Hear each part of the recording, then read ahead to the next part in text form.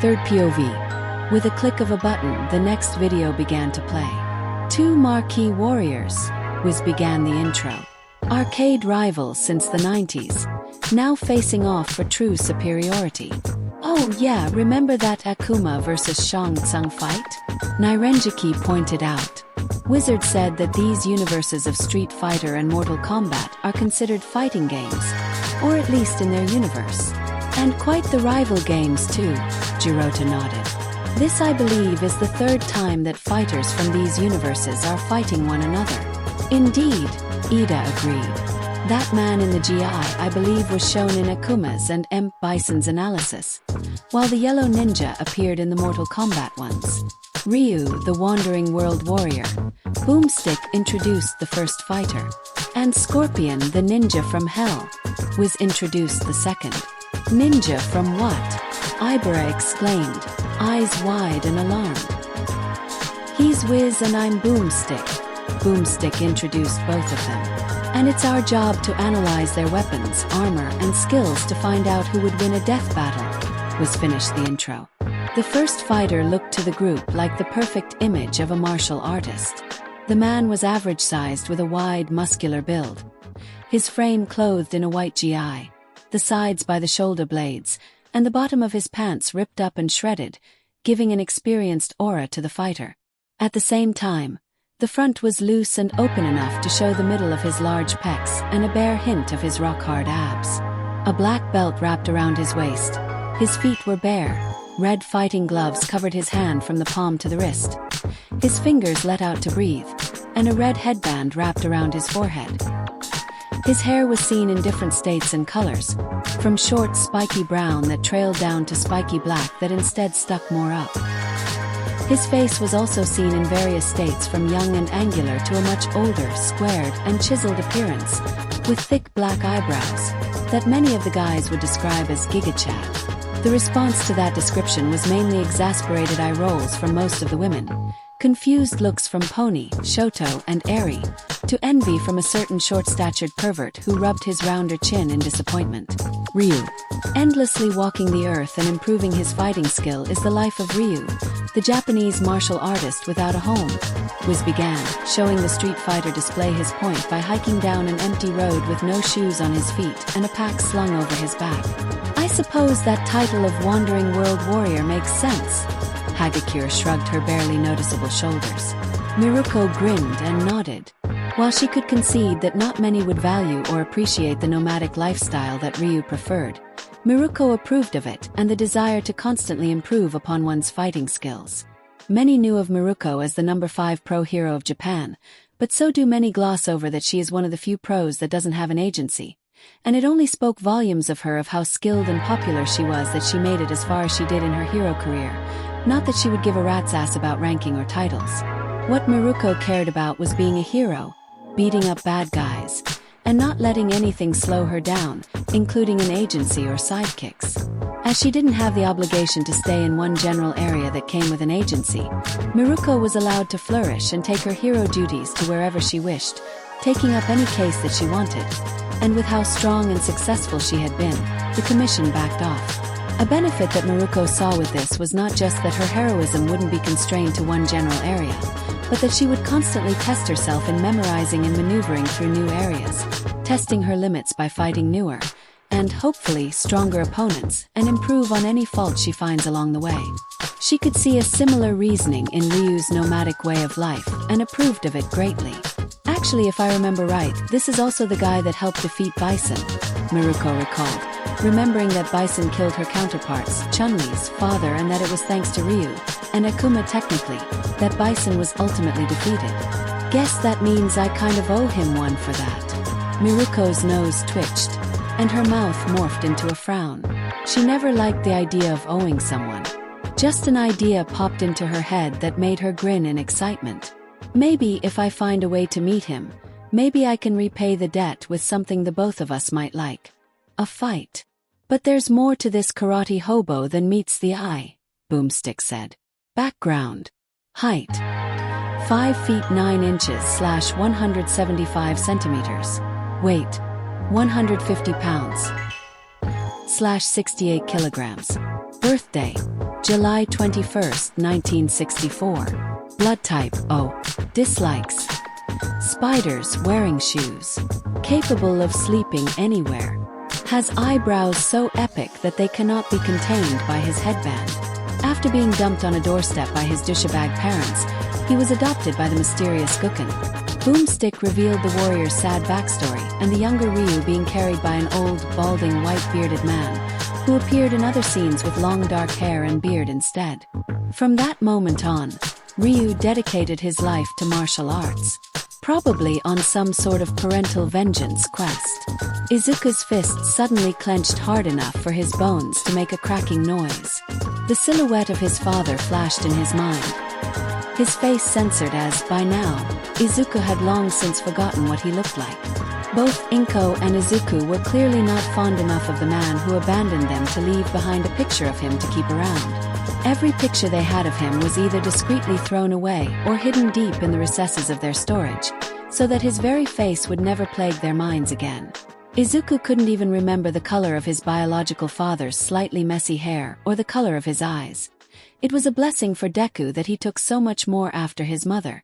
Now, however, with these videos, the bitter reminder that he had a father who abandoned his mother and him began rearing its ugly head into the forefront of his mind more and more, and he didn't like it. If there was anything that tested Izuku's anger more than the hidden bitterness of Kaken's past actions or the cruel actions of villains, like AFO, Overhaul, and Shigaraki, it was him. But Izuku counted his blessings that he still had the best, most supportive mother he could ask for, and a mentor, who Izuku couldn't deny had become the father figure he never had. Hearing the sounds of sniffles and grumbling, Izuku looked down to see Eri and Kuta likewise comparing themselves to Ryu, and not liking it. Izuku's rage was only matched by the sheer sadness he felt toward the two. Eri was likewise abandoned by her mother after she rewound her father out of existence, and Overhaul robbed her of her grandfather, who was still in a coma to this day. Kuta had spent a long while sad, bitter, and angry that his parents were gone, mistaking the water hose duo for abandoning him to play hero, and dying to muscular as a result. To see them so sad, Izuku quickly chose to forego his sadness and anger and move to act. Placing a hand on both of their shoulders, the two kids looked up at Izuku and met his sad, yet smiling, understanding face. Eri's eyes quickly watered, her frown rising back to her loving smile before burying her face into his chest. Kuta did better to try not to look sad, but his wetting eyes and quivering lip broke the facade, and he too slumped his head on Izuku's chest, while Izuku wrapped his arms around them. "What a pair we three are," Izuku almost let out a bitter chuckle, finding it fortuitous that he would grow so close to two others who had felt his pain, and how he could be there for them and know exactly what they needed. Even if it intimidated and embarrassed him at first, he ultimately resolved to be the father Eri needed, and an icon for Kuta, not knowing the boy was starting to see him like a father figure too. Regardless, Izuku would make sure these two never had to be alone ever again. All Might gazed in pride at Midoriya for comforting the kids, wishing that Inko was here to see this and witness just what an amazing son she raised. Though he realized two things. The first, that this pride he felt was a fatherly kind of pride, only further cementing Izuku as the son he never had. In a way, he felt he was to young Midoriya like what Guken must have been to this Ryu, a mentor that ultimately became the closest thing to a father the man had. Toshinori felt increasingly okay with that. The second, however, was that perhaps it was for the best that Inko wasn't here after all. He didn't want the entire gym to flood from her tears. He trained alongside his best friend and rival, Ken Masters, was jumped back in, showing the Ryu training against a long, blonde-haired young man in a red GI. "Wow, he's pretty," Pony tilted her head, eyes sparkling and mouth slightly agape. "Ah, does our little pony girl have a crush?" Setsuna cooed, a teasing grin nearing the now scarlet-faced girl. Shoto grumbled, not sure why he felt suddenly bothered.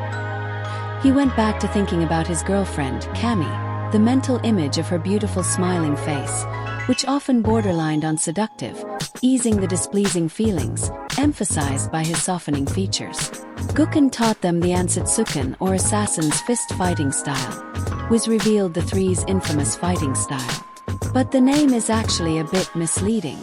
Oh gee, I wonder what part of the name might be misleading. Hawks drawled out sarcastically with a humored smirk. While originally designed as a means to murder, Guken's personal take on the Ansatsuken is based around karate, kenpo, judo, and not killing people. Was explained the technicalities, displaying Guken training Ryu. The old master's uppercut stopped right on his student's chin, the two laughing at the thrill of learning and teaching together. The teachers nodded their heads in approval of the old master and his teaching methods. Vlad King cracked a smile as he saw Guken and Ryu laughing together. Memories of his time training students in the past and Class 1B now giving soft warm feelings in his chest, he could best describe as fondness and pride. Vlad felt quite guilty and sad for Aizawa that he wasn't here to feel the same thing for his students, even if the insomniac Grump would forever deny it.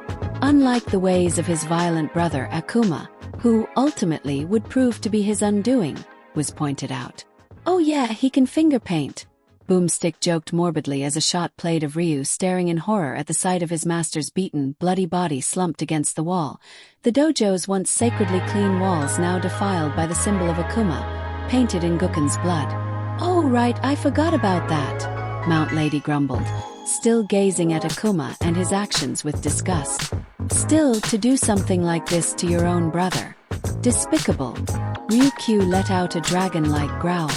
Endeavor flinched in discomfort at the memory of Tuya attempting to harm baby Shoto in their mother's arms with that manic, desperate, hateful look. He almost sighed in relief that he kept Shoto away from Tuya, or that Shoto didn't have the misfortune of knowing his elder brother hated him like that, only to remember that it likewise separated his youngest son from Fuyumi and Natsuo, and was only the tip of the iceberg that was his crimes and acts that tore his family apart. Hold on a second. Didn't Boomstick already make that joke back in the Akuma portion of his video? Monoma raised a critical eyebrow. Lazy much. Hold on a moment, didn't I already make that joke before? Boomstick muttered absent-mindedly. Okay again, I can't decide who is more clearly Boomstick, pompous or explodey. Setsuna shrugged and gestured to both Monoma and Bakugu. Hey! Both Bakugu and Monoma exclaimed in offense, only further causing the students to burst out laughing. Ansatsuken. Fighting style. Shoryuken. Dash rising dragon fist. Generally Ryu's most powerful technique. Hadouken. Dash wave motion fist. Contrary to popular belief, not actually composed of fire. Tatsumaki Senpukyo. Dash tornado whirlwind leg. Can safely pass over many projectile attacks. Juden Sokutajiri. Forceful enough to bounce opponents off walls. Well, the assassin's fist isn't your average McDojo style. Boomstick began listing Ryu's iconic moveset. His Ryu Shoryuken is an uppercut so powerful it launches his victims sky high. Even after seeing the iconic move in action for the first time in Akuma vs. Shang Tsung, sparkles of amazement and inspiration flashed in the eyes of Itsuka, Izuku and Rin. The first of the three practically memorized everything Ryu did. The way he moved, the way he fought, the very way he breathed. To her, this man already stood at the pinnacle of martial arts by the masterful, powerful way he struck at his foes. She couldn't help but feel in awe of him. The 1B president looked at her hand and flexed her fingers. A new goal solidified in her mind to learn all she could and master this move as her own. She wasn't far behind in her desire to learn from the wandering world warrior. Rin thought the same, if not a little biased by how the Shoryuken's translated name fit with his aesthetic and quirk. He wondered if perhaps he could implement it into his own moveset, adapt and enhance it with his dragon scales for defense, and get in close to pull off the attack. Izuku's fingers were a blur as he memorized every action and move of Ryu's arsenal, a sudden draw pulling him toward the street fighter in an avid mix of awe and familiarity. He too wondered if he could learn the rising dragon fist, but paled at how devastating it might be combined with his quirk. An uppercut to the jaw could kill a man if powerful enough. An uppercut empowered by One for All, even at his lowest percentage, could smash a man's jaw to pieces. And yet, the draw continued pulling at him, and his mind recalled Guken's way of non-lethal action. Every skill, technique and power can kill if honed and strong enough. But the truest form of mastery is to know the limits, know the cost, and control it fearlessly.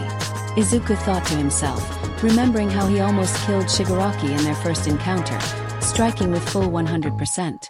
Even if it was to save Azui. He nearly killed a person that day because he didn't understand his limits and didn't master his restraint. Now he did. He unlocked full cowling, knew the consequences if he went too far, and swore to never do so unless absolutely necessary. If he could do so with One for All, why not this as well? The Hadouken uses a fighter's willpower to fire a blast of energy and destroy evil things like waterfalls. Boomstick declared the last bit dramatically. Ryu was shown firing the blue, sometimes red, ball of energy and cutting through a waterfall and ceasing the flow from passing. And physics, Wiz said, his tone full of confusion as he saw the inconceivable feat. That looks so cool. Kuta gazed in awe at another of Ryu's iconic moves, the childlike desire to mimic the attack bursting within him. That's another ability that is also similar to Akuma's. Izuku pulled out the notebook containing Akuma's abilities. Except Akuma's were called the Go Hadouken, and he could control it more precisely and fire it off faster than Ryu. It must be some advanced or corrupted version that Akuma mastered. Ooh, I'd like to see if I could do that with my quirk too. Nijire chirped up, excited. I usually only fire my waves in short blasts, all around me, or in longer-lasting beams. Maybe I can gather it up into a ball like a Hadouken. Hey, Zuzu, do you think we can both try in our training session? Maybe we can even see if you can use that lightning around you like a projectile. Izuku blinked, only now remembering when Nijire asked that last part back in Mario vs. Sonic. He still didn't know if it was even possible for him to use his green bioelectricity like a projectile. He felt that the last attack on Overhaul that Nijire mentioned was simply a byproduct of Ares' rewind quirk. Besides, he already had a projectile move in his Air Force technique and, technically, Black Whip, but it wouldn't hurt to try and expand on his long-range capabilities. Sure. Sounds like a plan, Nijire-san. Izuku smiled wide and brightly. Nijire's heart almost exploded out of her chest at how cute Izuku's smile was, as usual, but him finally calling her by her first name without issue, and with the added san, was almost too much for the Periwinkle fairy. Mineta's ears perked up, almost comically enlarging as he leaned into the conversation. Jealousy and bitterness once more coursed within him that, despite the verdant-haired teen being his friend, the unintentional Casanova could snag a beauty like Hado without much effort, much less the rest of the girls he knew must like Midoriya as well as those he suspected. He was even going to have a training session with 10 girls, all by himself. However, knowing that they were going to have a private training session, maybe he could check up on them, to make sure nothing inappropriate happens. Mineta gaslit himself into believing he wasn't doing it to snag a look of any action that did happen at least and maybe join in at best. Kaminari looked at Mineta and immediately knew nothing good was cooking up in the pervert's brain. Yeah, he was a pervert himself, he could admit that, and did eavesdrop on Nijire's and Izuku's conversation with interest. But even he knew that interrupting or spying on them was a bad idea. Not only would it be risking Midoriya's wrath, which he thought Mineta would have been wary enough about given previous acts of discipline unleashed on the purple perv, but also of all the girls that were tighter than ever. Plus, as much as he was a bit of perv, he also respected the bro code. And if all those girls wanted to hook up with Midoriya whilst jealous-inducing, he had to respect that and back off. Unfortunately, it doesn't seem like his pervert in crime ever got the memo. Kaminari looked over at Bakugu, Todoroki, and the others, pondering if perhaps he needs to take this concern to them and help a fellow bro out before the purple perv cockblocks their resident cinnamon roll. Oh yeah, and save Mineta from an early grave. And finally the Tatsumaki Senpu. Tatsumaki Senpukiaku was cut through Boomstick's confused attempt with flawless pronunciation. I had it! Boomstick yelled while Ryu flew like a top in the air, striking at any unfortunate to be in his flight path. Anyway, the thing I totally know how to pronounce gives the finger to gravity and lets him briefly fly around like some human helicopter kicking machine. Ah yes, I do recall this as another technique that Akuma uses, Ida mentioned. It pleases me to know that such a technique can be used for good. I strive to incorporate such diligence and training in my own life as a hero. Ida was made unaware of Setsuna rolling her eyes and mockingly imitating Ida's mannerisms and words with added comedic flair. Pony had to cover her mouth to contain her giggles. "Oh, that reminds me. How are you handling the move yourself, Ida?" Izuku asked, remembering that Ida wished to add the move to his arsenal. "Were my notes helpful?" "Your notes were amazingly put, Midoriya, and have been of great help with not just the move, but also in my mid-air adaptation and maneuvering," Ida exclaimed, still unaware of Setsuna's copying his stiff, robot-like arm movements. "Your analysis and note-taking skills are to be praised." "Hee, thanks, Ida." Izuku scratched the embarrassed blush on his cheek. "Though I can't take all the credit." Izuku looked over to Kyoka. "I had quite the help." Jiro blushed at the intended praise Midoriya was giving to her. Memories of their time working over their notes coming back to her. In preparation for the school festival, she had asked Izuku to help her take better notes of her music to better teach their class's band for their concert. And she figured who was the best person to help her than the guy who made encyclopedias worth of hero notes, quirks, and support items. Izuku agreed to help, which led to several nights of the two of them looking over her notes, better organizing them, and giving out helpful hints on how to take such notes just as efficiently and coherently in the future. It was these hangouts between the two, ones where they consequently became closer, that Jiro first started developing her feelings for Izuku and his selfless, heroic, and helpful nature. It was only now, in her remembrance, that she realized that she wasn't the only one who was getting help. She suddenly remembered quotes Izuku said that flew over her head while she stared at Izuku in a blushing daze. How he realized his own notes may be a bit messy too. How this bit of self-reflection and her own ideas and points would help improve on his hero notes. She remembered how he thanked her with that charming, bright smile of his. Kyoka thought it was just Izuku being modest, but now she fully realized just how much he valued her contributions to him. Struggling to contain the wetness in her eyes, she gave Izuku a loving, grateful smile. "You're welcome, Green," Jiro chose as her reply, instead of the first thing that popped into her head. "I love you, Green." He also has a powerful step kick he calls the Juden Sokutajiri, was pointed out, displaying Ryu performing a powerful high side kick that sent his opponent flying. "Hey, we don't have the translation for that one." "I'm on it." Boomstick suddenly brought up Google Translate, typing in the name and zooming in at the results. "And diarrhea joke foot. Ha ha ha, ba ha ha ha ha." Kaminari and Mineta burst out laughing, followed up by the rest of their more comical classmates, whilst the more serious among them instead had more disapproving reactions like self-inflicted facial injury from their palms, smashing heads into armrests, or simply sighing groaning into their hands. Kaminari had to stifle another laugh at seeing the large red sore on Bakuga's forehead. What does it do? Kick people in the stomach so hard that he takes them to Brown Town. Boomstick continued joking and laughing like a maniac. And of course, the adults were not spared from a similar course of reaction to the adolescents. Edgeshot and Endeavor didn't know what would happen first, going brain dead from losing too many brain cells or going deaf by the obnoxious, boisterous laughter of Hawks and Maruko. Mandalay pinched the bridge between her eyes while Pixie cackled like a witch, thanking whatever god existed out there that Ragdoll and Tiger kept their humor to quieter giggles and chuckles. Midnight, for once, joined Mount Lady in giggling, or in the latter's case being full-blown laughter, at the comedy of this series, perhaps pondering if it was for the best for Aizawa to take a break from these videos before the insomniac choked himself with his own scarf. With the correct kanji, it's more like high-level leg blade kick. Wiz awkwardly gave out the correct translation. That makes much more sense. Itsuka sweat dropped. You know it's diarrhea kick forever in my mind now, right? Boomstick asked the obvious question. Wiz sighed, defeated. The curse to be plagued by the baboons for co-workers is one we both share, wizard. Edgeshot thought as Maruko and Hawks continued laughing, disregarding the damage they were doing to his brain and ears.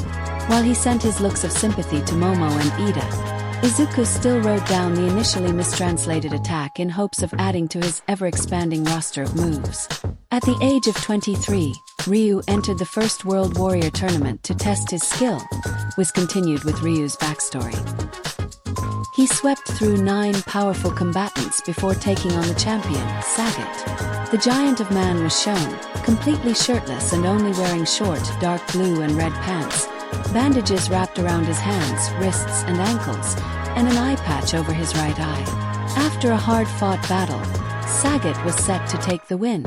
Until he made the mistake of being a good sport, Boomstick jumped back in. After beating the shit out of Ryu, Sagat offered him a helping hand up. Ryu was shown struggling on his knees while Sagat stood, presumably victorious. Instead of taking it, Ryu gave him a surprise punch so hard it ripped his chest open and nearly killed the guy. The scene played as a flash of lightning lit the sky while Ryu sent the man flying in the air and blood shot out of the large gash across his chest, with the man now lying in a pool of his own blood. Dick move, Ryu. Dick move. The hell? Mina blinked distastefully. I didn't think this Ryu guy was such a sore loser. Yeah, really unmanly. Kirishima agreed with his best friend. You idiots, that's not what happened, Bakugo responded. Come again. Zero questioned Bakugo's words. There's clearly something else that happened here, something wrong. Bakugo narrowed his eyes. Right, Deku. Yeah. Izuku nodded, likewise frowning in suspicion. From what we have seen of him and the beliefs that Guken instilled in him, this is too out of character of Ryu. This is something else. But as the two speculated, Nijire's eyes widened to the size of saucers. Who would ever like a useless, quirkless Deku like you? The world slowed to a crawl. Nijire's wide eyes panning slowly toward Bakugo. Did he say dash warnings and imaginary red flags flared up? Her mind overrun with questions, possibilities, and horrible conclusions. She knew that Deku was Izuku's hero name. Izuku had told her and the rest of the big three of its meaning and the reasoning behind his choice of making it his hero codename. Nijire also knew that his classmates and heroes called him that, either in training or out in the field. Hell, even Uraraka calls him that. But this was different.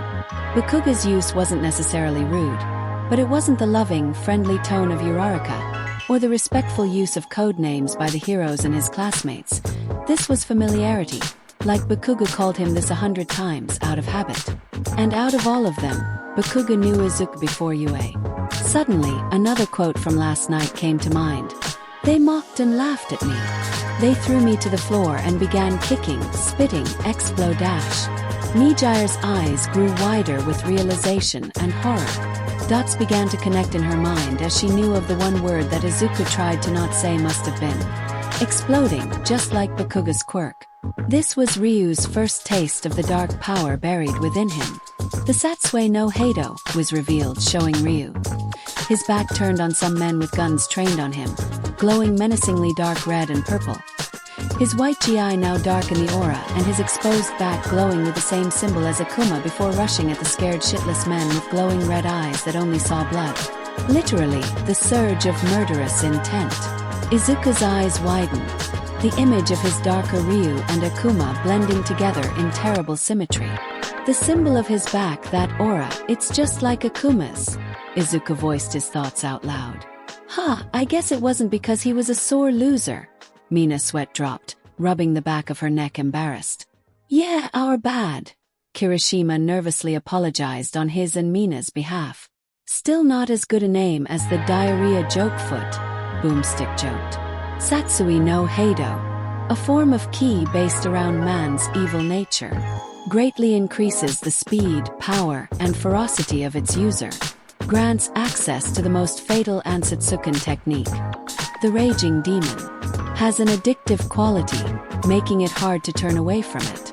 Causes hair to turn red, eyes glow white or red, and teeth to sharpen. The Satsue no Heido gives Ryu incredible power but at the expense of his humanity, was explained. He can tap a portion of this power to safely enhance his attacks. However, should his desire to win become so great he would even commit murder, the Satsue no Heido can overwhelm him, and he will lose control, becoming Evil Ryu. Evil Ryu was shown with spiked up red hair, glowing red eyes with white dots, his skin darkening in shadow, and what looked like a glowing red crater in his chest. His body glowing with menacing red ki. "Now we're talking," Boomstick exclaimed, pleased. "All power comes with a price," Nizu quoted. "It may come as a burden, and often demand a sacrifice in return." Various members of the audience looked inwards at the costs their quirks often gave them. Midoriya looked at his scarred hand, remembering every time he broke his limbs going beyond his limits, and the words of the doctors telling him he could lose his arms if he continued this reckless path. Endeavor flinched as he remembered Tuya, how he would burn himself every time he used his fire quirk for too long, a consequence of having a body fit better for an ice quirk, and Endeavor's desire to create the perfect weapon for his goals.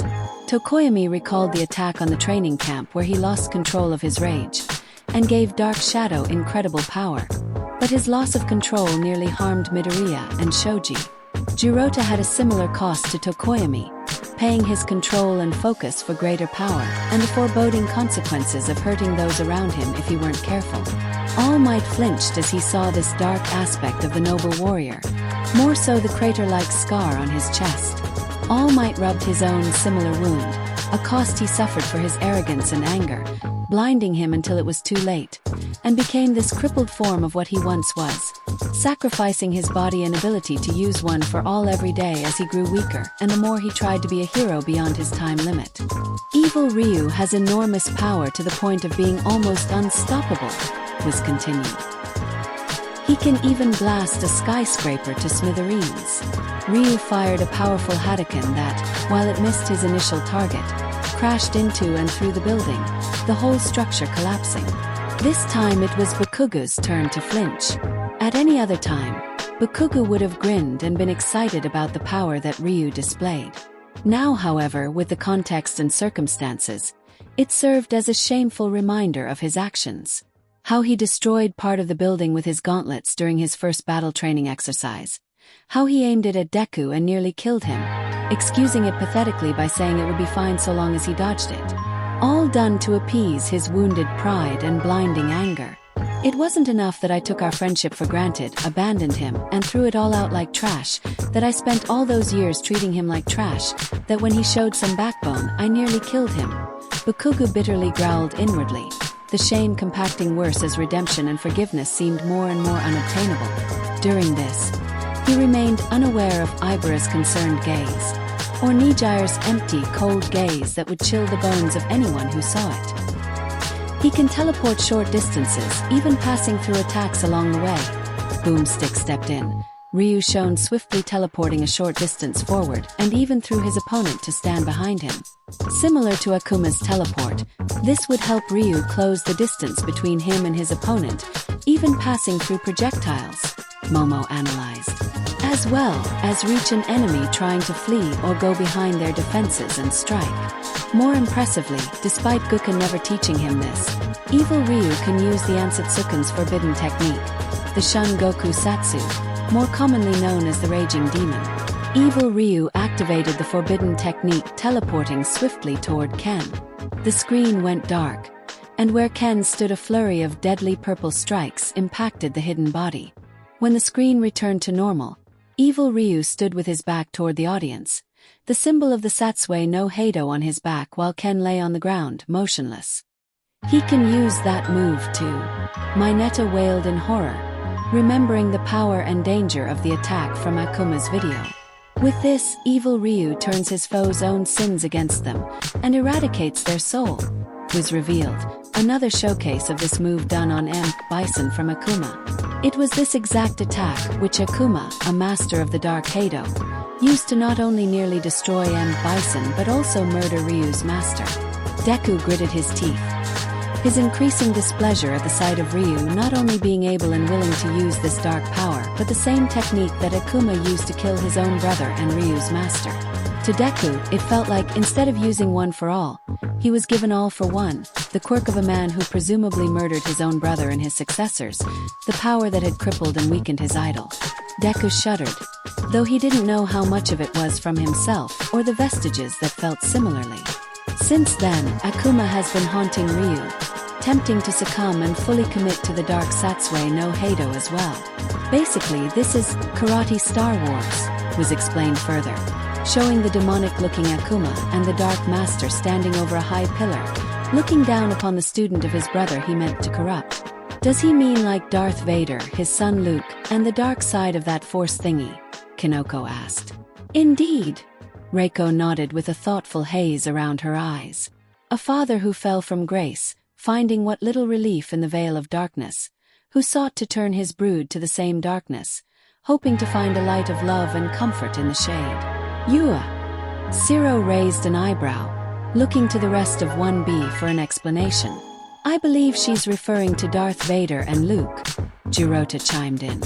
Well, of course she meant those two, Kamakiri scoffed. They never once said that Akuma and Ryu are related. They even said his actual parents dumped him on Guken's doorstep. Oh, you call everything Star Wars, Boomstick said, exasperated. Well, some even speculate that Akuma is Ryu's father, was pointed out, showing the two men, possibly father and son, staring each other down. Mother of God. It is Karate Star Wars, Boomstick exclaimed, the theorized father and son leaping from their pillars to strike each other down. You were saying. Setsuna raised an amused eyebrow at Kamakiri, frozen in shock. Though that would make sense, Rin cupped his chin in thought. It would explain why out of all possible options and places, Ryu's parents gave him to Guken, the brother of his true father. It could also explain why Ryu can use the Satsue no Heido and Raging Demon like Akuma. I think the Satsue no Heido thing is just like a dark chi thing that anyone can use. Hananuki gave his 2 cents. The darkness of the heart is not exclusive to a special few, but a curse that plagues and haunts the hearts of all, Korwaro sagely said. But Guken's teachings instilled a powerful belief in Ryu, was butted in, Ryu mimicking the graceful movements of his master Guken. If he can resist and shun this dark temptation, he can attain an even greater power. Seeing Ryu stand his ground and persevere through the dark temptation of the Satsue no Heido brought a smile to Izuku's lips. He remembered how he would watch All Might's debut video, taking to heart the words of his idol and future mentor, standing tall and firm and getting right back up after every insult, mocking, bullying or beating, never giving in and continuing to pursue his dream of being a hero. I believe this rather fits with our school's alma mater, Mizu stated gleefully. Go beyond. Plus ultra, the students declared, the kids following suit. By detaching himself from all emotion, he enters an altered state of consciousness, Boomstick said, Ryu now glowing whitish blue ki. His eyes glowing. Like a Jedi, was pointed out. This boosts his speed, power, and can do all sorts of crazy shit to his abilities, Boomstick chuckled. That looks almost like Goku's Kamehameha. Kuta noticed Ryu firing off his Shinko Hadouken. Ha, I suppose you're right, little Midoriya, Mirio grinned. Kuta blushed red in embarrassment. Shut up. Go die in a hole. The boy stuttered, blushing only harder at Mirio's laughter. This is the power of nothingness, was declared, Ryu's eyes once more turning pure whitish blue. Stupid name, Boomstick scoffed. Ha! That sounds even worse than my first code names, Bakugo mockingly laughed. So, you admit that your first choices were awful names? Hagakure suddenly exclaimed, pointing an invisible finger at the frozen Bakugo. You heard it here, folks. Katsuki Kaken Bakugo has just admitted that his original choices for hero names, Lord Explosion Murder and King Explosion Murder, are ass. This is the revelation of the century, ladies and gentlemen, Mina announced like a reporter, a microphone even in her hands, thanks to Momo. We now go live to one my Mr. Bakuga's best friends, Ejiro Kirishima. Mr. Kirishima, what do you make of this? I am shocked, Ms. Ishido. Absolutely stunned. Kirishima responded in a mock-aghast voice, hand over heart. I thought I knew Bakugo, that he believed wholeheartedly that his primary hero names were excellent. My whole world has turned upside down.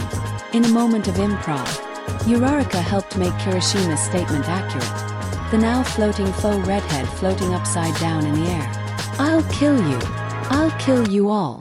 Bakugo raged so hard that he needed the entirety of the rest of the 2 classes to keep him from murdering them. Power of nothingness.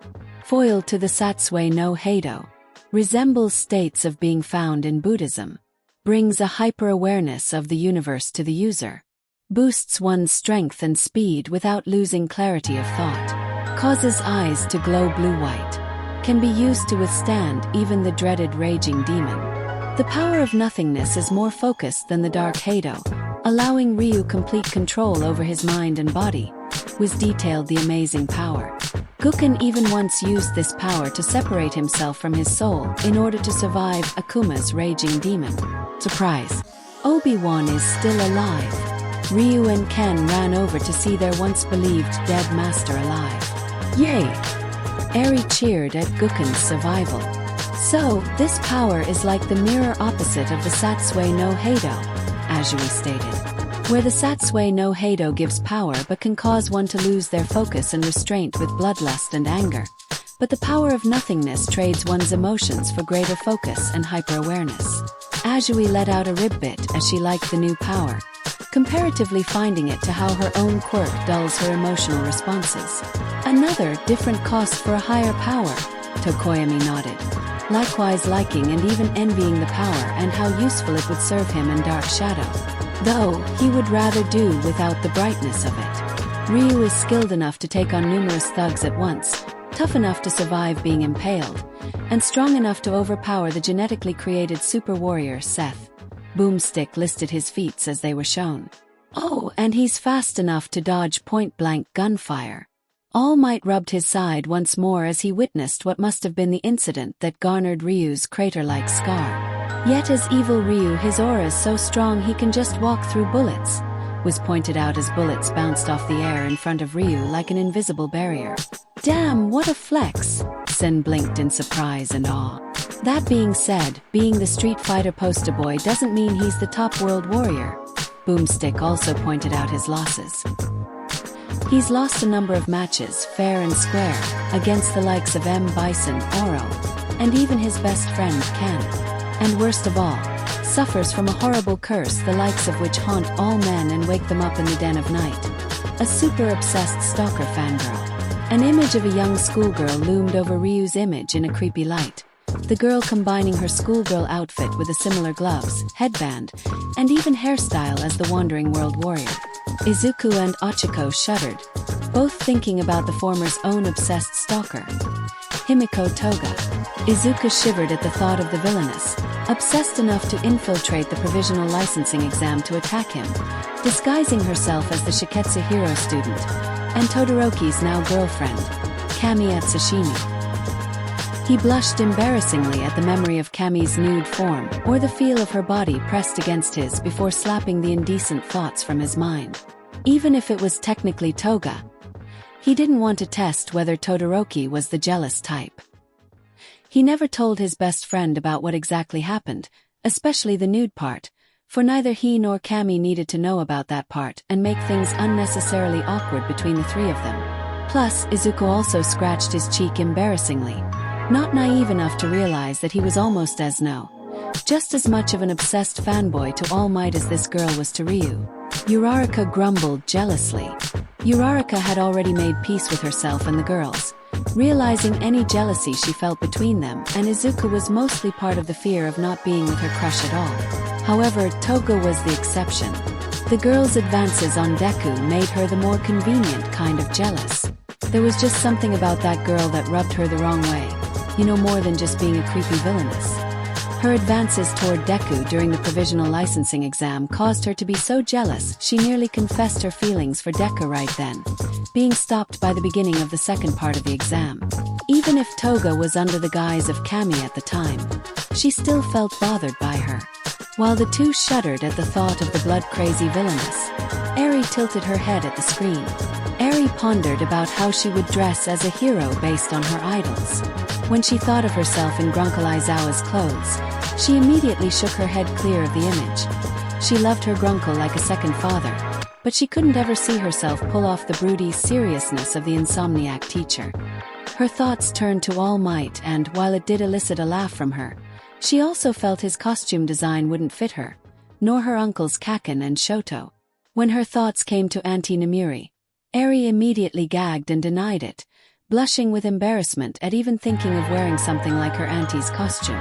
Uncle Mirio was perhaps the closest second of her choices, mostly his red cape, the same one he used to protect her and Deku used to carry her on him.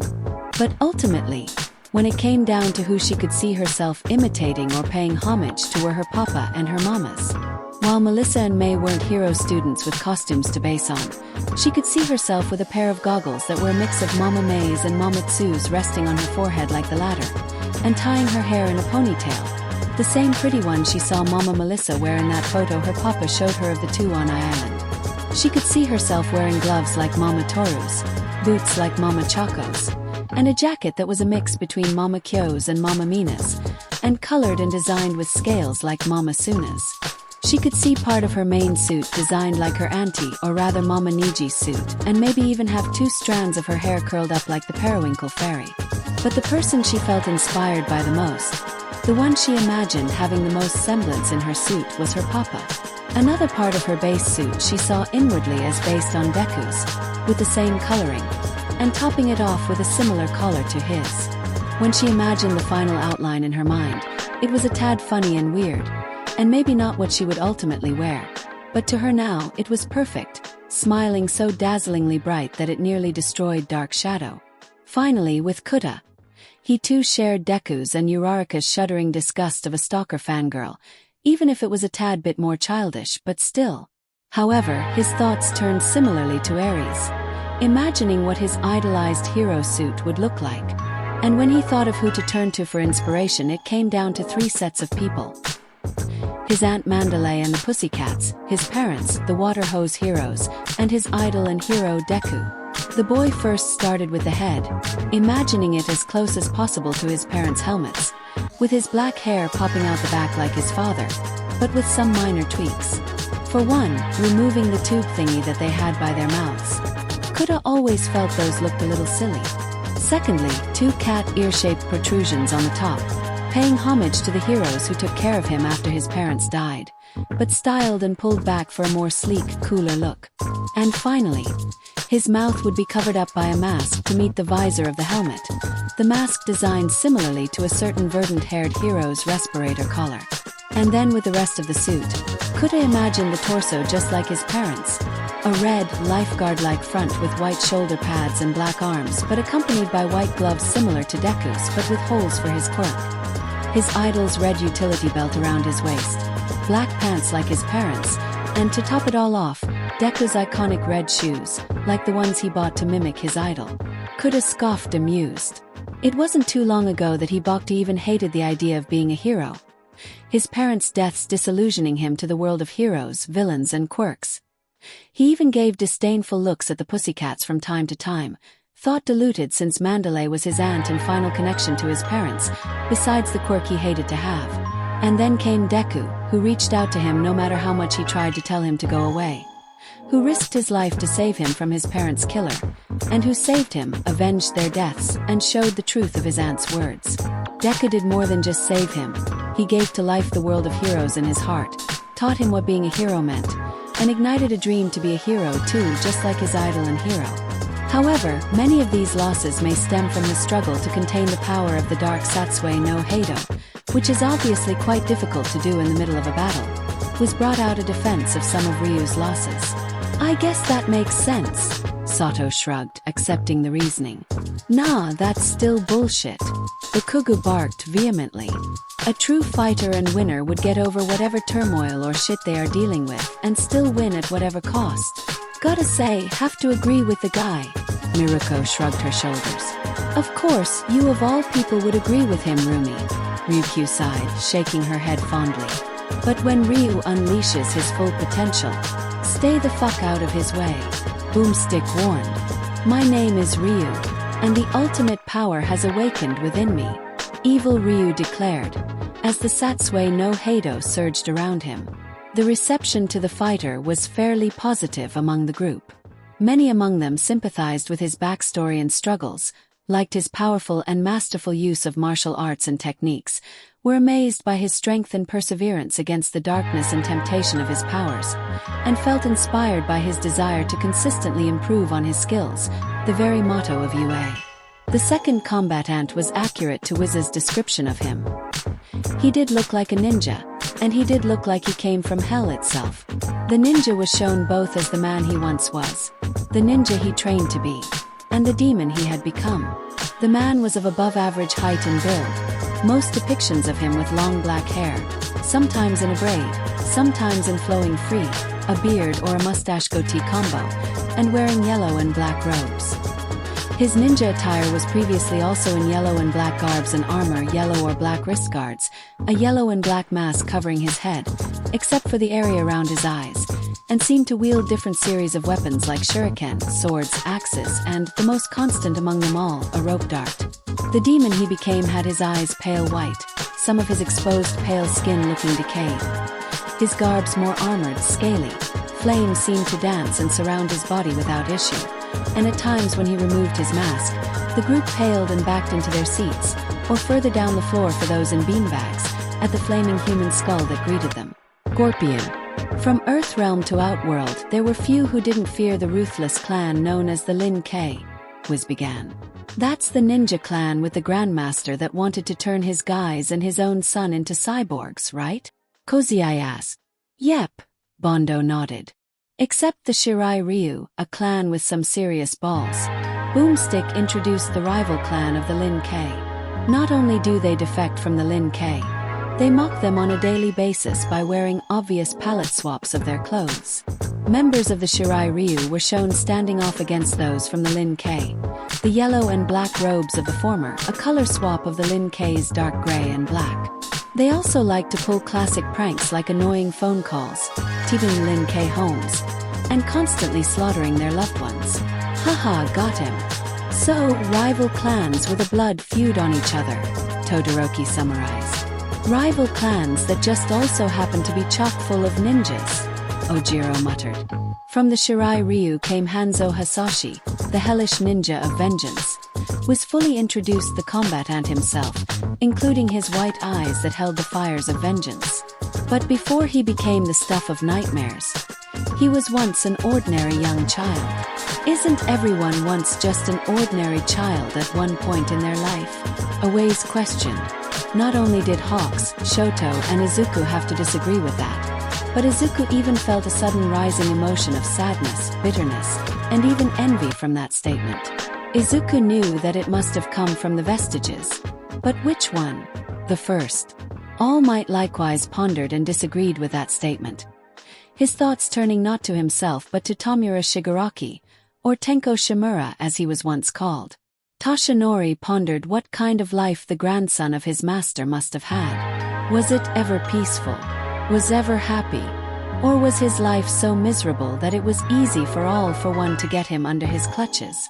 Whose father just happened to be a deadly assassin, was awkwardly brought up. Yep, not ordinary at all, Fat Gum muttered. Background.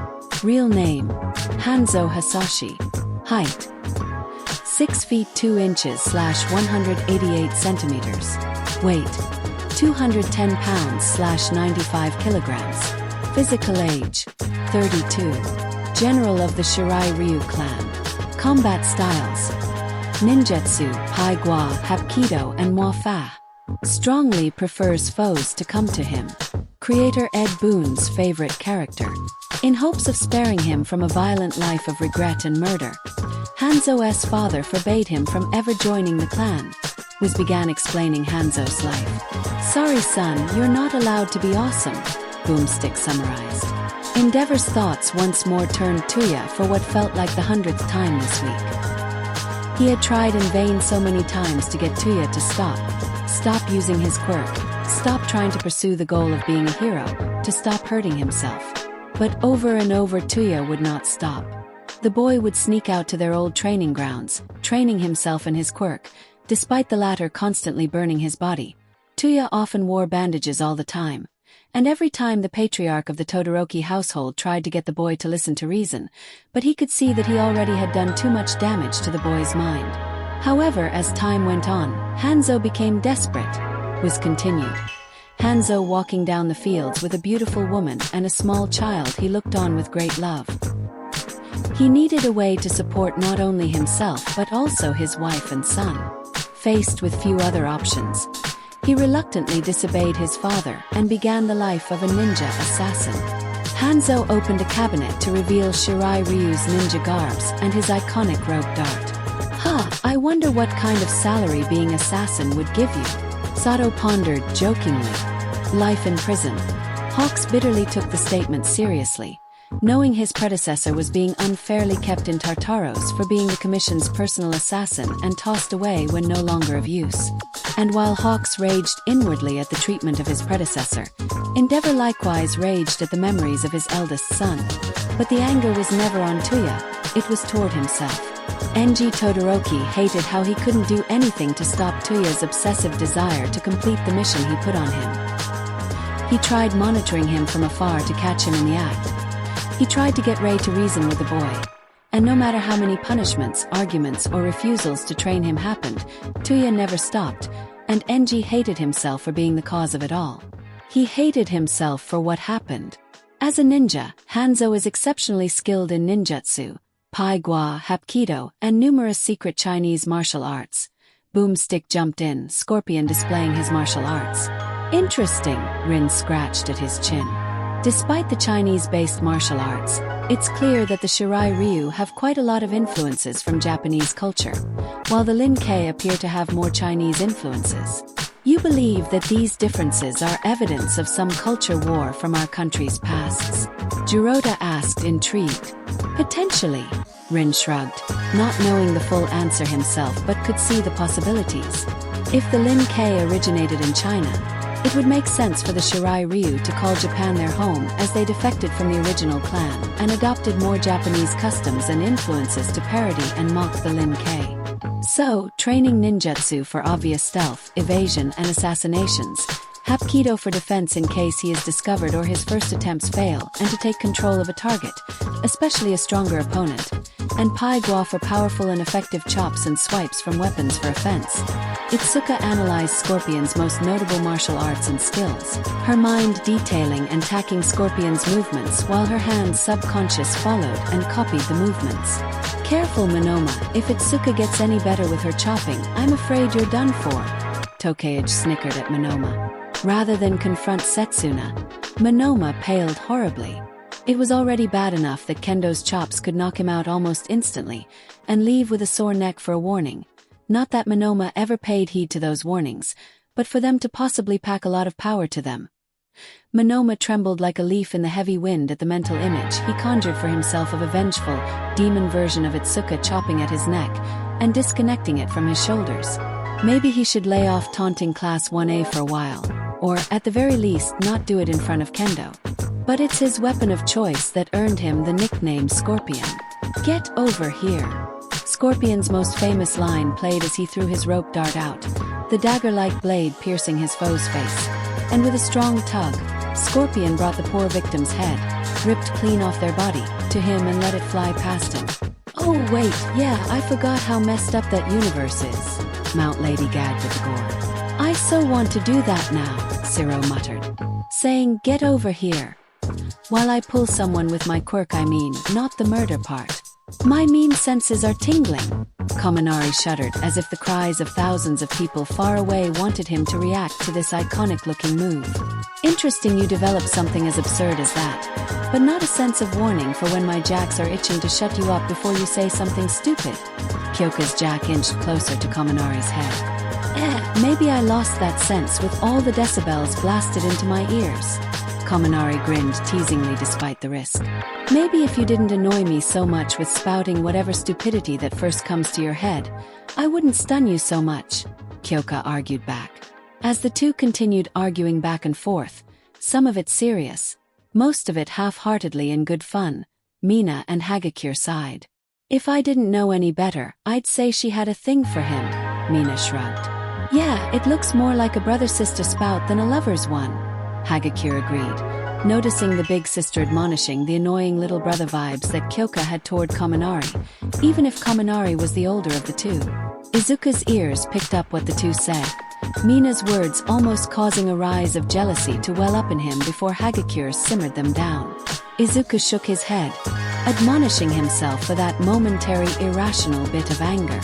After all, Izuku could tell that the two were brother and sister to each other, a couple of dysfunctional ones sure, but like siblings nonetheless, and he only just realized how far his feelings for Kyoka extended, so he shouldn't get so protective and insecure about it this much. And yet, maybe because he found out and acknowledged these feelings so soon, he's actually started to worry about losing her and the others. He admitted to himself that if the girls went after another person, he would be upset sure, but that he would respect and be happy for them. Now, however, the thought of not being with Kyoka or any of the girls felt wrong. What is up with me lately? Izuku groaned to himself, fully unprepared for the complex messiness that was a love life, much less as messed up as his own. While his kunai in a rope is iconic and deadly, I'm more partial to whatever the hell that snake creature is that lives in his hand. Boomstick showed the scorpion from the Mortal Kombat movie, raising his palm as it opened up to reveal a snake-like figurehead sticking out slowly and disgustingly. That's messed up. Cozy Eyes shuddered in disgust. The perpetually wide-eyed teen looked toward Kamakiri. Is that how your blades feel like? Shut up, blow hard. Kamakiri rolled his eyes and dismissed his classmate, flexing out his quirk by jutting out a small blade in and out and feeling the sensation he was used to, almost like flexing a bone or muscles. Only the bone or muscle in this case flexes out of his body. Oh my god, when are you guys going to let that go? I already admitted that was a bad first hero name. Tsuburaba whined. Considering you suggested that so proudly and without self-reflection. Never, Tetsu chuckled. Wait, back the truck up. Mina raised her hands for everyone to stop. The first hero codename he came up with was Blow Hard. Yep, pretty much. Now you know how we felt, were the responses that came out of Class 1B, while it became increasingly hard for most of the class to not start laughing. Bakugo of course didn't get the memo. Bahahaha. And you extras, give me so much shit about my names. Bakugo laughed like a howler monkey out of hell. Tsuburaba was a beacon of red and slumped in his seat, wishing for the bean bag he sat on to just swallow him up. Vlad King pinched the bridge between his eyes, groaning as he remembered clearly and shamefully how one of his students had so little self-awareness to write that down. Thank God Kayama went easy on the poor boy with her teasing. Moveset. Kunai Spear. Closest real-life equivalent was called the rope dart. Also previously depicted as a mace or a serpent creature. Has also been used by Reptile, Smoke, and Noob Saibot. Hellfire Punch. Fire Breath. Leg Takedown. Flaming Backflip Kick. Scorpion Sting. Well, in whatever form, it impales the opponent and pulls them in close, usually for a sweet uppercut to the jaw, Boomstick continued. This is similar to an ancient assassination weapon used in the Tang Dynasty called the rope dart, was explained. Footage playing of a man expertly swinging and tossing the said weapon around and in front of him. It's extremely difficult to master, making Scorpion's finesse all the more impressive. While obviously not a fan of the murderous usage, Izuku still did find Scorpion's impressive technique inspiring for his work on Black Whip.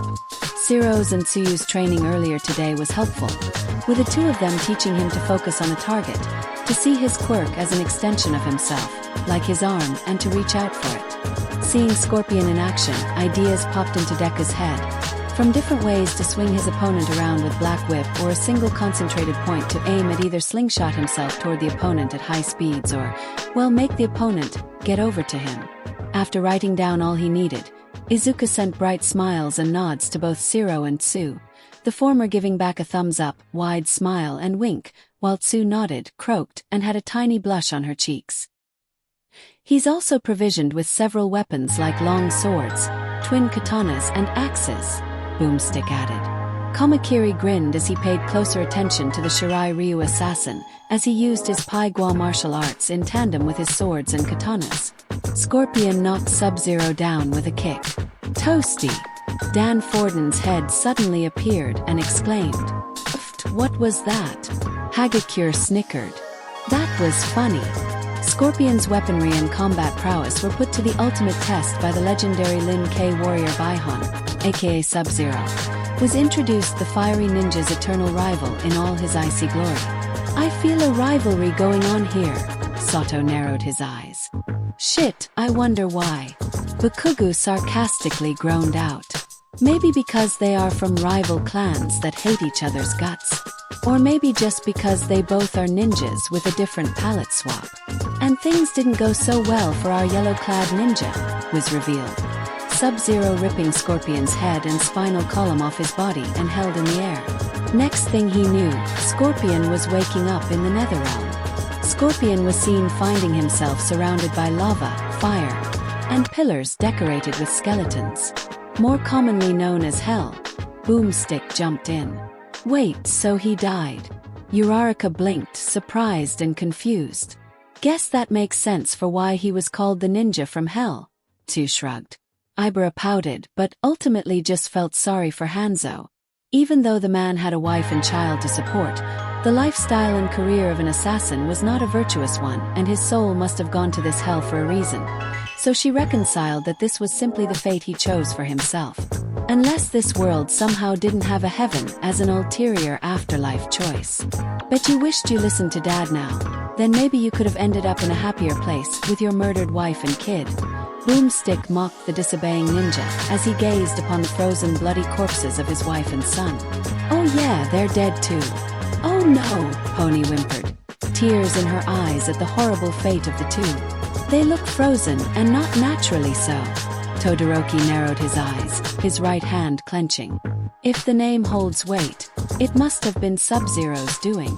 Enraged at Sub-Zero for apparently killing all he'd sworn to protect, Scorpion scored a second chance striking a deal with the sorcerer, Quan Chi. Was informed, the pale, tattooed, black-clothed necromancer shown. In exchange for his loyalty, Scorpion was resurrected as a phantom of the Netherrealm. A dubstep remix of a theme played as Scorpion revealed his flaming skull for a face, later teleporting out of the ground, landing, and engulfing himself in flames. So, he's a freaking demon. Mineta screamed in horror at Scorpion's new face. A wraith most accurately. Reiko corrected the small-statured teen, suddenly way more invested with the ninja now that he was a literal flaming phantom from hell. Well, if Sub-Zero can use some kind of ice power, then I think the fiery side of Scorpion would be another thing to rival each other, Ojiro pointed out. All Might narrowed his eyes, feeling off vibes from the Netherrealm sorcerer. As if being a sorcerer from hell wasn't already enough. Demons don't offer anything without a price. And the deal is usually in their favor. The former #1 hero had his experience with a demon of a man named All for One, who gave and took quirks in exchange for their loyalty to him. And this situation with Quan Chi and Scorpion was very similar. Wraith abilities, teleportation, commonly used to surprise attack enemies from behind. Netherrealm portals, quick access to the underworld and back at any time. Control over hellfire, explosive fireballs, summoning flames under his opponent, surrounds himself in harmful flames, can even breathe out fire, cannot die from physical attacks, and being reborn as a demon of vengeance has its perks. Boomstick began listing Scorpion's new wraith powers as they were shown. Scorpion can now teleport, summon fire at will, and create portals in and out of the Netherrealm he was spawned from, literally dragging others to hell. So now he has pyrokinesis and teleportation to his arsenal, Izuku wrote down. That teleportation ability would be incredibly useful with his ninjutsu training, either by surprise attacking his enemies, evading an attack, or traveling short distances quickly. And his pyrokinesis seems to range from projecting it from his body like his fireballs, and setting himself on fire, or summoning it around him. His fireballs and summoning flames could help keep his foes away and deal serious damage, and surrounding himself with fire could also help deter his enemies from attacking him directly. Todoroki narrowed his eyes, analyzing Scorpion's new pyrokinetic abilities and seeing how they would match against his own. Already Shoto saw himself at a severe disadvantage. Scorpion's teleporting would make avoiding his glaciers incredibly easy, and even if he would get caught, he could burn or teleport his way out of it. Unleashing his fire on a fire demon likewise seemed useless. Coupled with his speed and teleportation, Scorpion would easily reach and strike a deadly blow at him up close, an admitted blind spot in his abilities. The Son of Endeavor was so used to driving foes back with his ice, and now fire, that it left him vulnerable up close if he didn't instantly freeze them. His fire would be useful in his physical attacks, as his father had demonstrated in his career, but he was still working on catching up his left side with his right side in terms of experience and skill. There was his flash freeze heatwave technique he was also working on, but that required time and a lot of energy to pull off, something Shoto couldn't do immediately enough to protect himself from a fast, and possibly deadly, foe like Scorpion. Shoto hummed, pondering if Midoriya may have a solution to this problem. His best friend was good at thinking outside the box. Whilst there, his +1s can enjoy such tourist locations as Lava Pit. Boomstick began speaking like a tourist guide while Scorpion dunked a man's head into the lava and watched as his face burned off, revealing the skull behind the flesh. And witnessed the corpse-burning celebration called the Festival of Torture. Said festival was several bodies writhing and screaming in agony as they were impaled, chained, and half-buried onto a pillar and burned slowly and painfully. Fun times. Ibra rapidly prayed in fervor at all the horrendous sights she witnessed. It was already bad enough that this poor man was coerced into becoming a vengeful demon in service to the hellish sorcerer, but to see more of this version of hell, from the sight of Scorpion dunking a man's head into the lava or the writhing bodies of the so-called festival, was horrifying.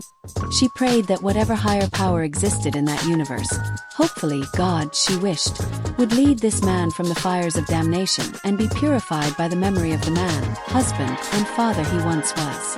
The Netherrealm is the source of Scorpion's demonic power, and his strength rises simply by his being there, was explained.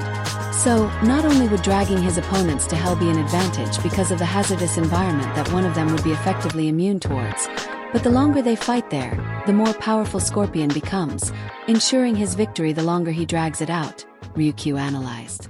Talk about home field advantage, Hawks whistled while secretly bristling inside. He was already at a disadvantage against the Netherrealm Wraith by his pyrokinetic abilities countering his very flammable wings, but if he were dragged into hell, literally, he might just end up a permanent resident there. Scorpion is so vicious he can perform no fewer than 15 different fatalities, Boomstick pointed out while the Netherrealm ninja slit Melina's throat before slashing her in half from the waist. Oh joy! More of this, Mount Lady exclaimed in a mock cheerful voice, keeping back the bile building up with each gory fatality after another. Fatalities. Bin Rip. Removes victim's head with bare hands. Presumably learned it from Sub-Zero. Most probably from experience. Toasty. Scorpion's fire breath incinerates the target in seconds. Hand from hell. A flaming skeletal hand pulls the enemy to hell. Spear slice. Cuts victim in half and beheads them. Animalities. Becomes a scorpion and tears them in half. Dash. Or becomes an adorable penguin. He can rip a person's head from their body, spine included. Wiz went first, Scorpion pulling Sub-Zero's head off his body like the latter did to the former. That's not something you just do, that's art right there. Boomstick gazed at the second demonstration Jade in awe. Well, but how would he what? Manga sputtered, numerous question marks appearing all over his speech bubble for a head. Setsuna rubbed her neck, hoping, if an ill-fated encounter with a psycho demon occurred, that she could detach her head from her body on her own quirk's terms. Hey, look on the bright side, Mirio nervously smiled. Really, Mirio? What part of having your head and spine ripped out has a good side? Nijire questioned, eyebrow raised. At the very least, now those guys have nothing holding them back.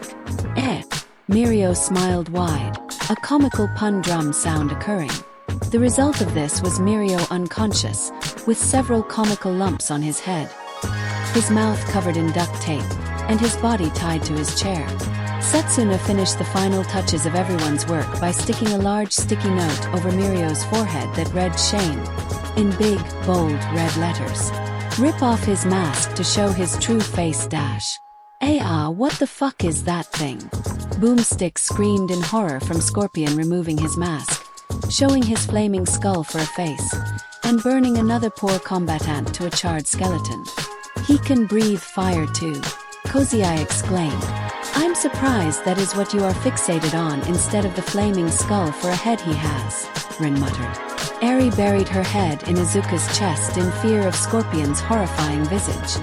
"And score a kill by transforming into a giant scorpion, of course."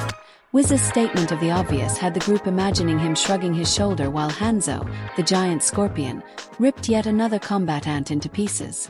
"Or a penguin." "Wait, what?" Boomstick exclaimed again, this time in shock while Hanzo, the adorable penguin, pooped out an egg over a dizzy Sub-Zero and the egg exploded, taking Sub-Zero's life. So he turns into a penguin, and then hatches an actual egg that then explodes and kills his enemy? Mina blinked multiple times, rechecking to make sure she said what she thought said. I quit. I just quit." Momo's face dropped to her hands, sobbing comically as logic and reason, her best friends since childhood, were brutally massacred in front of her. "You think you talked to him, Koda? You know, if he turned into— never mind." Kaminari stopped himself, noticing Koda was hiding with his head in between his legs, in the fetal position, likely as a result of Scorpion turning into an actual giant scorpion. "Hey, Tamaki, you think if you ate some penguin meat and something super duper spicy, you could do that too?" Nijire curiously asked her friend. Amajiki didn't know what disturbed and gagged him the worst. The idea of eating penguin meat, laying an egg, or Nijire believing he could do both and somehow also make an exploding egg by eating something spicy. Regardless, he still wreaked havoc on his puke bag. And although Scorpion was far from the most powerful combatant in the Mortal Kombat tournament, he has defeated lethal warriors across multiple worlds, was stated. He has conquered sorcerers, demons, cyborgs, and eventually avenged his death by incinerating Baihan in the Netherrealm. Scorpion raised the burnt head and spine of his killer and rival. I mean, I don't really condone murder and all, but at least he got payback for his dash. Tetsu began before he was cut off by the video. But it turns out that Sub-Zero guy was kind of innocent, Boomstick revealed. The man actually responsible for the death of his family was Quan Chi, you know. That guy he swore himself to and has been working for this whole time? "Oh, never mind." Tetsu gave up what he was saying before. "Vengeance is an emptiness, and he that seeketh it wasteth himself." Tokoyami sagely quoted, leaving Reiko shivering in delight. I thought he was going to go with the old classic "an eye for an eye leaves the world blind." Zero blinked surprised. One, that quote, while applicable, is overused, and secondly, in this case, it speaks to how Scorpion's hatred, rage, and desire to kill Sub-Zero was wasted and for nothing, Shoji replied. All Might's fists clenched tightly. He remembered painfully All for One mocking him with the revelation that Tomura Shigaraki was Tenko Shimura, his master's, Nana Shimura's, grandson. He remembered how All for One said that he molded and shaped Tenko into the villain he was now, molding him to hate the student of his grandmother. With this example of Quan Chi and Scorpion hitting too close to home, Toshinori wondered what All for One may have done to Tenko to turn him into Shigaraki. And Shigaraki even knows that his grandmother opposed and was killed by his now master. Those thoughts turned then to how All for One even found and got his hands on Tenko. What happened to Tenko's family, including Nana's son? What happened to the boy that left him in the clutches of a madman? Could All for One have played a role in what happened? All to secure a powerful pawn and weapon against him. All Might wouldn't put it past his most hated nemesis to do that sort of thing, to be the real cause of all of young Tenko's suffering, manipulate the boy into hating everyone but the true party responsible, and not lose an ounce of sleep over it. Man, Scorpion's kinda like the Charlie Brown of Mortal Kombat. Quan Chi knocked Scorpion down a flight of stairs, while the Charlie Brown Christmas instrumental theme, "Christmas Time Is Here," played as the poor gullible ninja tumbled down painfully. I feel bad for him, Pony pouted. Why? Tricked or not, he still was a ninja assassin who killed people and killed that innocent Sub-Zero guy, Kamakiri pointed out. Innocent might be a strong word to use for Sub-Zero, Hananuki muttered, remembering that Sub-Zero did kill Hanzo first. I I know, but he did all that because he loved his wife and son so much. Pony twiddled her fingers together, innocently and adorably. Wouldn't you? Kamakiri didn't have a response to that. Ida flinched. Pony's words a hammer to his guilty conscience. He did exactly that. While Stain may have been 100% guilty for the crippling of his brother and the murder and crippling of so many other heroes, Ida, at the time, only cared about what Stain did to his brother. The youngest son of the Ida family was willing to kill Stain for what he did. Not arrest, but actually kill the hero killer, something his brother would never condone. He was even willing to let a hero bleed out and die in his ignorance and desire to kill Stain, which only further shamed him. Tenya couldn't Hanzo Hasashi any more than he could judge himself. As penance for his mistake, Scorpion dedicated his life after death to protecting the late Sub-Zero's younger brother. Kuai Liang or Sub-Zero, was stated, revealing the younger Cryomancer brother and his more exposing outfit and iconic scar over one of his eyes. So it's like a mantle, and after Baihan died, his brother took up the name to honor him, Izuku said. That did put a smile on Ida's face. His actions may still weigh on him, and he trains and goes on every day to try and make amends. Tenya Ida was still ingenium. His brother asked him to take up the name, to not let it die with him, and Tenya did, carrying the name as his own in hopes of living up to his brother's example. Though he still found time for shooting threes, hitting homers, and hosting his own cooking show. Boomstick jokingly revealed all of Scorpion's nonsensical, embarrassing game cameos, from basketball, baseball, and cooking. This week on Cooking with Scorpion, learn about chopping. A voice announcer said as the apparent master of the culinary arts chopped food with an axe while the captions read, "Yes, this is real." Well, thank you captions, I would not have believed this was real at all without your help, Pixie Bob said in a mocking, cheerful voice. Momo further groaned in her hands, needing Izuku, Todoroki, and Kyoka to comfort her as her sanity and logic for the world were further butchered in front of her eyes. I think if Aizawa were here, he would be begging for his head to be next on the chopping block. Vlad King spoke with complete seriousness. I'm about to wish for such myself. Endeavor groaned, wishing to live himself. Yeah, I'm not gonna trust anything that guy makes. Boomstick wisely decided while Scorpion frosted a cake and broke his axe, slashing a watermelon in two. Does he even eat anymore? I have to agree with him. Sato, expert chief of Class 1A, agreed, finding it appalling to see an axe used for chopping food, and a worn-down and dulled one that broke from a watermelon at that. The cook couldn't help all the horrifying health code violations, like the shards of metal now in the food. Yeah, I think I'll pass too. Fat Gum raised a hand in surrender. I may have an iron stomach, but I'm not gonna push my luck with that. Oh, come on, Fat, I'm sure that food is to die for, Hawk said cheekily. Careful, Wings, the kid's already punished Tintin down there with his puns. Don't think we won't do the same to you, Miruko warned, only half joking and the other, serious half was cracking her fists. Aside from his weakness for the culinary arts, Scorpion's win-loss record is not as intimidating as you might think, was pointed out. But consider the outrageous scope of his competition. An example of his competition just so happened to be Raiden, the Thunder God, standing over a defeated Scorpion. Fair enough, Cementos nodded. Any way you look at it, it's tough to be much more of a badass than a fire-breathing skeleton ninja from hell. Boomstick finished the analysis. To hell with your clan, Baihan Sub-Zero spat out. No, to hell with you, Scorpion roared as he dragged Sub-Zero to the Netherrealm. Damn, what a comeback, Tetsu snickered. The opinion of the second combatant was more mixed than the Wandering World Warrior. Obvious negative points came from his demonic status, gullibility to fall for the undead sorcerer's words, cold-blooded murder, and an obvious anger issue that could leave him open to making a fatal mistake. However, unlike the Street Fighter, Scorpion showed more lethality, a variety of methods to kill his opponent, and long-range options than the noble Ryu. Others thought that Scorpion's teleport and fire abilities would also be useful in putting distance and attacking the Street Fighter from afar. Regardless of Scorpion's questionable morality, They all did agree that the mortal combat ant would be quite the dangerous foe for Ryu and themselves. Alright, the combat ants are set. Let's end this debate once and for all, Wiz declared. It's time for a death battle. Boomstick roared. As the video paused, and the device began its search of the fighters' counterparts, the group began to vote and discuss who would win between the two.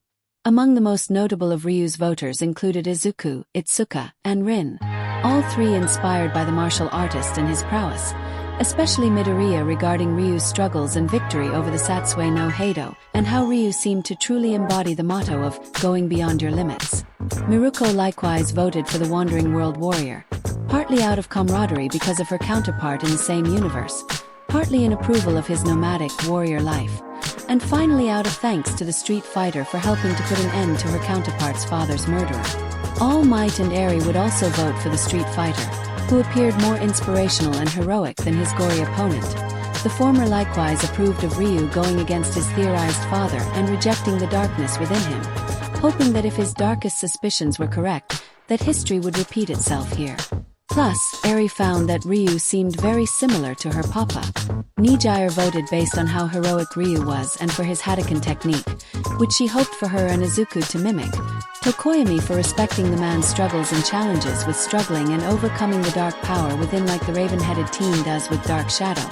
And Jirota would share Tokoyami's reasoning for voting for Ryu, likewise approving and relating to struggling to control his anger mid-fight. Kuta would surprisingly also vote for Ryu over their shared trauma of being orphans and yet helped beyond their pain by the helping hand of another.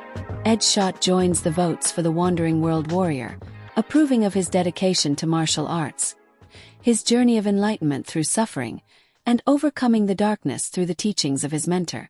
Finally, Nizu voted for Ryu, finding that while it seemed ill-advised to vote against a fighter that was technically already dead, he had a feeling that, while detestable of an option, the Satsue no Heido's raging demon and its ability to attack one's soul could be the key for the Street Fighter to obtain victory.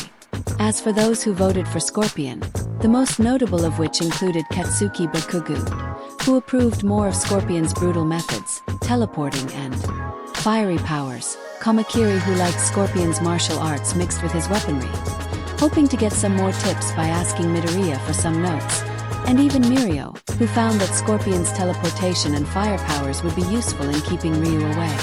Endeavor and Shoto would also vote for the Shirai Ryu ninja, but more than just for his pyrokinesis. Endeavor found a lot of Tuya in Hanzo for how he disobeyed his father's orders to join the clan and the anger and grudge that the man held that ruled over him for most of his life and felt in voting for Hanzo. It would be, in a way, supporting Tuya, whether he was his counterpart or not.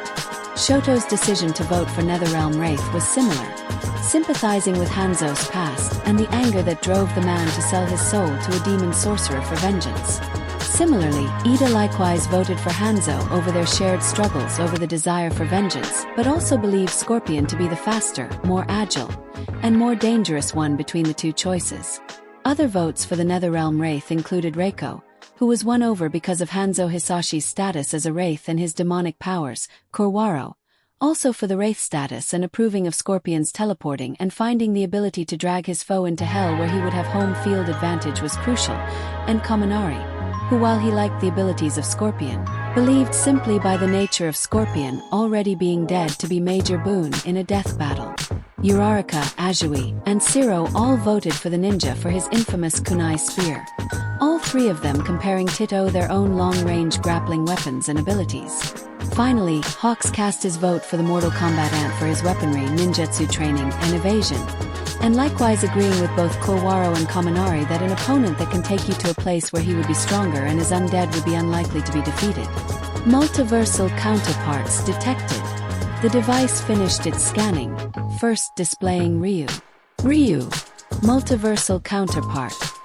Izuku Midoriya. Of course he is, Kaminari muttered. Come on, Midoriya. Can't you give the rest of us some time in the sun? Knowing Kaminari wasn't truly angry or taking it too seriously, Izuku just chuckled, scratching the back of his head. Still, Izuku smiled that he was the counterpart of the Street Fighter, his desire to mimic and master Ryu's abilities only rising further than before. Miruko's gaze fell onto the boy, ears perking up with interest. The rabbit hero didn't have to be a genius to know that something was up with Midoriya. The kid has seemingly been the counterpart to most characters they have seen, and he has what looks like 10 of the girls, including Ryukyu's protege and the shield girl, drooling all over him without even trying, and from what she could smell of him, she could see why. A particular quirk of her quirk was it gave her many features and abilities of a rabbit, including an excellent sense of smell. Usually, she used it to sense an environment for enemies. However, another use of it was to smell out a person's character. If someone is lying or hiding something from her, she can smell it off their sweat. It also helps her figure out whether a guy interested in her is sincere or just lusting after her body. When she smelled the girls, she could tell that whenever they spoke or interacted with Midoriya, she could pick up their intentions with him. While there was a good amount of lust in them, there was something more, something honest and true about their feelings for the boy. And from what she could tell, the feelings were mutual. At least with as much as she could tell from Midoriya. He always gave off a confusing smell to her compared to others, almost like he has 8 other smells coming off of him, one of which smells suspiciously like All Might. But when she did focus on the smell she identified as Midoriya, she would be overwhelmed by how pure his smell was, how enticing it was, and it only got more potent to her senses for the past few days. Miruko wondered if perhaps this was the mark of a true mate, as her mom described when she met Dad. Shaking her head from those thoughts, momentarily believing them to be nonsense, Miruko did at least concede that something was intriguing about Izuku Midoriya, something she wanted to know more of. A thought then popped into her mind, making her grin wide. Maybe a spar or private training session or two, as thanks to his counterpart for helping to take care of Bison for my counterpart and her father, Miruko thought. Hanzo Hasashi aka Scorpion, multiversal counterpart. Tenya Ida. Whoa, didn't see that coming. Zero blinked surprised. I mean, no offense, Ida, but I never pegged you for the fiery spirit of vengeance kind of guy. It's fine, Zero, I felt no offense. Ida nodded, though kept his gaze on the image of his counterpart now next to his own. It is a bit surprising for myself, but... Kirishima raised his eyebrow, wondering where Ida was going with this until he went quiet. Ida shifted his gaze over to Izuku and Shoto, who met his eyes and knew instantly where Ida was going. Shoto nodded, understanding, yet his serious face held a look that there would be no debate about whatever Ida might say next. Izuku shared a similar stare, yet his eyes were softer and, consequently, more impactful to his soul. The two of them were telling him that his grudge with Stain may be a reason for his connection with Scorpion, but that doesn't mean that is all Tenya Ida was, that he is someone good, loyal and upstanding, and they would hear no ifs, ands or buts. Ida let out a breath through his nostrils and nodded as subtly as he could. It's nothing, Ida said, the tone of his voice being all that the students and adults needed to know that Ida wanted them to drop it, and so they did. Ida went over to Izuku and reached out a hand. May the best counterpart come out victorious, Ida said. Same to you, Ida. Izuku shook Ida's hand. And to remind each other that whatever happens, it's not real or affects us in any way. Agreed, Ida nodded. Additional counterparts detected. The device suddenly announced. Kukin. Multiversal Counterpart 1. Error. Prime Multiversal Counterpart unable to be announced. Honestly, what the hell is even the point of announcing something if they're just going to censor it? Mina exclaimed, scratching and ruffling her hair in slight frustration that these censoring episodes were doing to her curious mind. Izuku and All Might narrowed their eyes, both of them sharing the same conclusion in their minds. It must be another one of the vestiges. The censoring was only occurring when instances of One for All came up, just as they intended with the request on the first day with the device. And the only other instances of censoring occurred with the true names of All for One and Dabi, both for the reasoning that it was classified under the present circumstances of their timeline. All Might and Izuku pondered which of the vestiges might the counterpart be, with the obvious of Nana Shimura to be excluded, given how her name was never censored at all. It only took a few seconds for both of them to come up with the answer. Guken is the brother of Akuma, whose counterpart was All for One. All Might remembered from the second ever death battle they watched. If not me or Nana, Then the only other viable alternative that makes the most sense is the first user. Izuku finished the same thought, his mind conjuring the image of the white-haired scrawny man that was the progenitor of the quirk he had now. Continuing. Gukin. Multiversal Counterpart 2. Toshinori Yagi aka All Might. Wow, former number 1. Seems like a lot of your counterparts have you with some kind of connection to Midoriya. Miruko gave a predator-like smirk toward the still frame of All Might. Oh really? Hawks raised an eyebrow, interested. Do tell. Yeah, like how that demigod Raiden guy from Scorpion's World was a mentor to Izuku's counterpart, Liu Kang. Miruko's grin grew wider. Or James McCloud, father of Midoriya's Fox McCloud. Or even Midoriya's Cringer/Battlecat being the pet of your He-Man 1. Ooh, quite interesting, Hawks grinned, his interest rising even more with the frankly obvious connection. Quite the coincidence, no, All Might.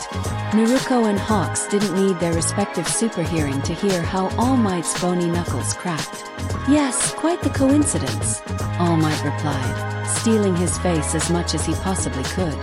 Then again, Midoriya is quite a big fan of mine, and I am his teacher, as I am for the rest of his class in Class 1B. It would only be fitting that my biggest fan and I could garner a similar connection. Miruko's nose twitched.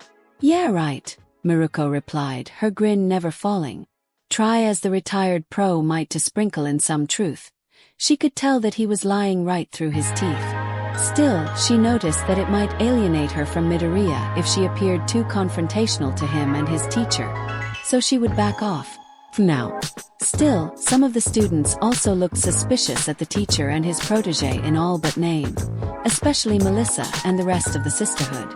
Melissa's mind brought up that damn music video once more.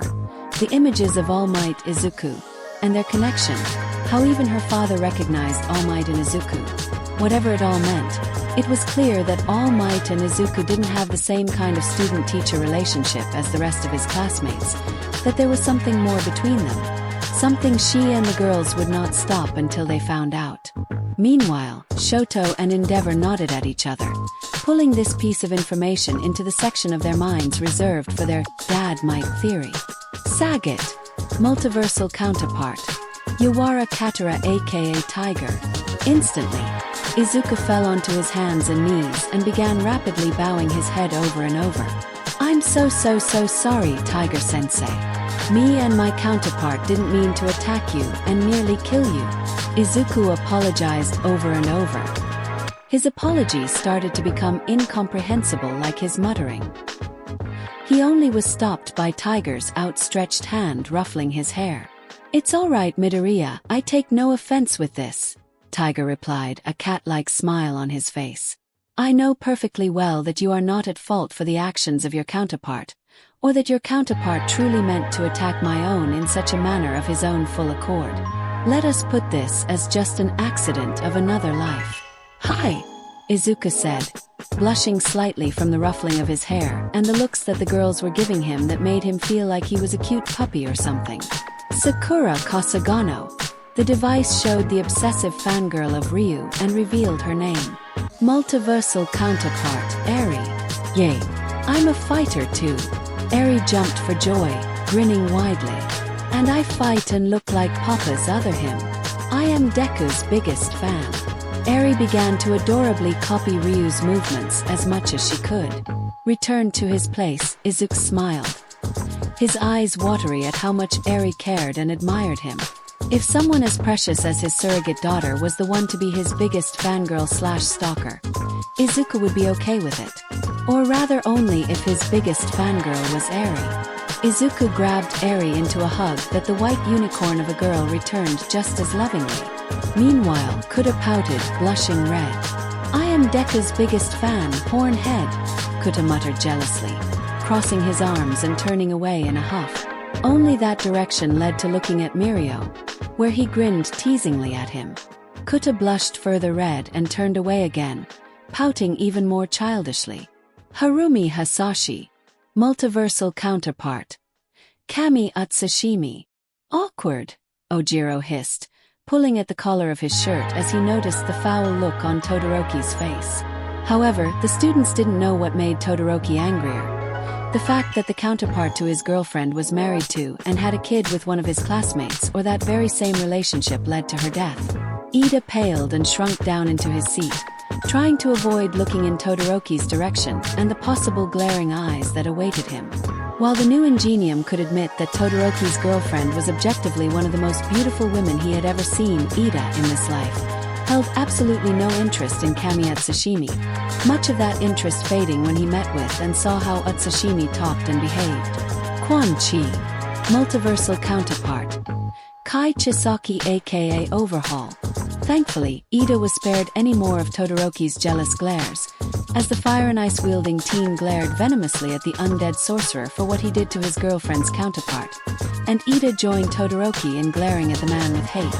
The blue-haired teen still didn't have any interest in Kami, but she was still his counterpart's wife, and this man was responsible for her demise, the death of his counterpart's son, and tricking his counterpart into becoming his puppet. If Ida had a list of people he hated, Quan Chi was now a very close second to his most hated person alive, just barely behind Stain. With all the counterparts out of the way, the video began to play once more into the fight. Up on a mountaintop, a sea of clouds below and the wind howling above, Ryu stood alone, basking and meditating in solitude. "Now that is just majestic," Ojiro gasped in awe of the scene, envious of the warrior for enjoying such a sight. This peace was broken suddenly, a voice calling out to him. "Get over here. I had a feeling they were going to have that in this fight," Rin chuckled. Ryu opened his eyes, reacting quickly and catching the kunai spear. "Can't fool me," Ryu shouted. However, whilst memorable to his character, to announce the attack forego Scorpion's element of surprise. Edge shot wisely informed. If he had declared it after the attack landed, it would be both effective and true to his character. Yeah, like the skilled, focused warrior wouldn't have noticed the attack coming at him otherwise. Miruko rolled her eyes. Fair enough. Edge shot conceded that Miruko brought up a good point. The wandering warrior pulled Scorpion into view, the two fighters standing ready against the other. "Come on," Ryu taunted at the Netherrealm ninja. "Fight." Scorpion went on the offense immediately, teleporting right to Ryu, the latter blocking the flying kick. Hanzo Hisashi tried landing a flurry of punches, but the street fighter blocked each one perfectly with but a single arm. "Amazing," Itsuka gasped, herself in awe of Ryu's perfect defense. She flexed her hand, memorizing Ryu's technique in hopes of combining it with her quirk to achieve a similar, if not greater defense of her own. Ryu dodged an uppercut before countering with a solid right hook to the face. An X-ray showed Scorpion's skull cracking under the strike's power. The students and adults flinched under the force behind the hit if it left a crack in the opponent's head. Scorpion was sent backward, sliding himself to a stop only to get legs swept, knocking him to the ground. Ryu performed a short hop, hoping to drive his fist down onto Scorpion's fallen form. The ninja vanished in a burst of flames, Ryu's fist striking only the ground. Ryu is the stronger fighter defensively and with greater striking power, however. Scorpion is the faster and more agile fighter. So, this fight's going to come down whether Scorpion can deliver a fast enough, deadly strike or if Ryu can break Scorpion first, Mandalay summarized. "Come here." Scorpion reappeared away from Ryu and flung his kunai once more at the warrior. Hadouken! Ryu formed and fired his iconic blue fireball. Hadouken! Eri and Kuta both copied Ryu's move, earning giggles and chuckles from the group. The Hadouken blasted through the kunai spear, destroying it. Scorpion crossed his arms over his chest and teleported again, the Hadouken whiffing past where the ninja once stood and stopped against the rocks. Teleporting behind Ryu, Scorpion jumped and landed a flying punch at the back of Ryu's head, disorienting him. While Ryu was dizzy and stunned, Scorpion summoned a katana and made after his stunned foe. "Nice," Kamakiri grinned. "Stun him enough to pull out his sword and deliver the finishing blow." Mineta snickered, attempting to cover his mouth at how unintentionally gay that sounded. However, as he looked back, he realized Kamakiri heard him, and he was not amused. The purple perv shivered at the praying mantis-like teen's glare, even more when a blade came out of his fist, threateningly. However, before Scorpion could reach him, Ryu shook himself clear, dodging the sword slashes.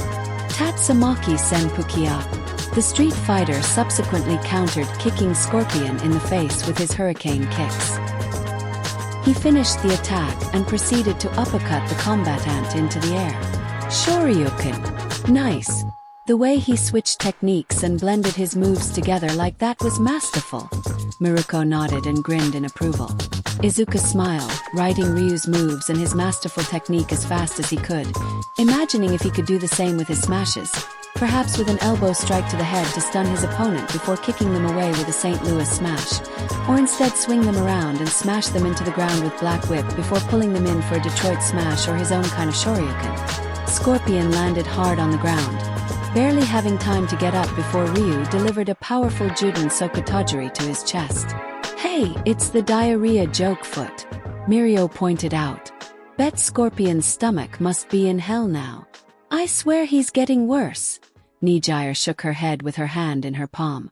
Boomstick is tainting his light, Tamaki agreed, shaking his head too in dismay. Scorpion flew off and tumbled down the mountain, landing painfully among the rocks. His descent ceased upon the ground on his knees. Ryu slid down more carefully, landing on his feet. Can you stand up after that? Ryu questioned, before slowly approaching the downed combatant. I'll finish this. This fight ain't over yet, is it? Fat Gum asked the obvious question. Not by a long shot, Snipe nodded. Ryu threw out a punch, hoping to end this fight once and for all. Only for Scorpion to suddenly catch the fist. Ryu gasped in surprise. You will join me in hell, Scorpion exclaimed, flames gathering around them both. Scorpion drags Ryu in a tight hold close, the flames gathering closer and brighter, and a portal opens up beneath them. In a yell and a bright flash of fire, both Scorpion and Ryu were gone. Well, that's not good, Mina paled. The scene switched to that of the Netherrealm, with fire, lava, and brimstone as far as the eye could see. Ibera shivered at the sight of this hellish landscape. In a burst of flames, Ryu and Scorpion appeared, the two landing on the ground, facing each other again. Ryu smirked at his opponent. This is some fight. Now that's a manly fighting spirit. Kirishima cheered for Ryu. Ready to fight to end no matter where you end up. Manly. Tetsu cheered in agreement. As thrilling as this might be, this change in location puts Ryu at a severe disadvantage, Tokoyami pointed out, cutting into the two's excitement. The hazardous, unfamiliar environment means that Ryu must be more cautious and careful when he fights, or he can risk falling into the lava and burning to death. Not only that, but the longer they stay there, the more powerful Scorpion becomes, and Scorpion is the only one that can take them out of the Netherrealm at will, Shoji added. Scorpion responded by launching a ball of hellfire, Ryu countering with his own Hadouken. The two fireballs met and exploded in a flash of sparks and colors, neutralizing each other. And as the flames dissipated, Scorpion was nowhere in sight. Suddenly, Scorpion teleported behind Ryu, kicking him in the back. Smart. Use the resulting explosion to hide and evade before striking from behind while your foe is unaware. Endeavor stated his approval of Scorpion's tactics. That's the power of a ninja, Hawks exclaimed, covering his mouth with his wings and performing a mocking facsimile of a ninja hand sign. Ninja! Miruko copied Hawks, pulling up her winter scarf over her mouth. Edgeshot could feel his burning rage rising at the mockery of his art form, only slightly worried that this rage would turn him into a spirit of vengeance himself. Scorpion teleported again, landing a powerful strike at Ryu's stomach that left him gasping. The Netherrealm Wraith began teleporting over and over, delivering multiple blows at Ryu's off-guard form, before transitioning to sword slashes, spilling Ryu's blood across the rocks of hell. Hey, no fair. Stop teleporting like that and fight him fairly. Hagakure whined, her displeasure only rising at the knowledge that it was Izuku's counterpart who was being mercilessly wailed upon. There's no such thing as fair here, babe, Kamakiri exclaimed. It's do or die time. Izuku whirled his eyes at Kamakiri. An inhuman spike of rage flowing out of him at hearing the word babe be directed like that at his girl. Miruko shivered as her nose picked up that rage from Midoriya, one that smelled both noble and vengeful. Honestly, to find such a combination coming out of Midoriya was rather stimulating. Scorpion brought Ryu to his knees with a roundhouse kick to the face. Ryu panted, holding his bleeding side. Neither of us has reached our full potential, Ryu warned. As if that matters. Scorpion scoffed, raising his hands upwards. Sparks began to rise around Ryu before a plume of hellfire burst out. Ryu yelled in pain as he was covered in the flames. Oh no! Pony wailed. Is it over? Nizu smirked and said, hardly. Mwahahaha. Scorpion laughed, assuming victory. It's not over. Ryu's voice cut Scorpion off. From the flames, Ryu's silhouette stood, growling as his eyes flared red. With a roar, the flames were dispersed, and out of them stood Ryu. His clothes darker, a reddish-purple aura surrounding him. The Satsue no Heido, All Might muttered, shivering as he saw Izuku's now-revealed counterpart enveloped in such dark power. The shivering only grew worse as he imagined young Midoriya in a similar outcome. His hero suit replaced with a dark tux, and the green lightning of one for all replaced by reddish-black lightning, all for one's haunting form over Midoriya's dark appearance. All Might shook the thought away, believing that could never happen. Surprised, Ryu, now evil Ryu, mocked, his eyes glowing red. Setsuna shivered, partly out of instinctual fear and horror at the sight of her green bean's counterpart in such a state, but also because she couldn't help but imagine Izuku in a similar, confident look. Rather hot. Scorpion fired off another ball of hellfire, but instead of firing off another Hadouken, evil Ryu simply punched it away. Damn, what a flex! Kozai exclaimed. But also, a show of how this evil Ryu form is stronger than his normal form, Nairenjiki pointed out. Like how Ryu could dodge bullets normally, but his evil form could just block them with the power of his aura alone. I'll show you what I'm made of. Evil Ryu roared. Evil Ryu leapt forward into the air, firing several aerial, one-handed Hadokens.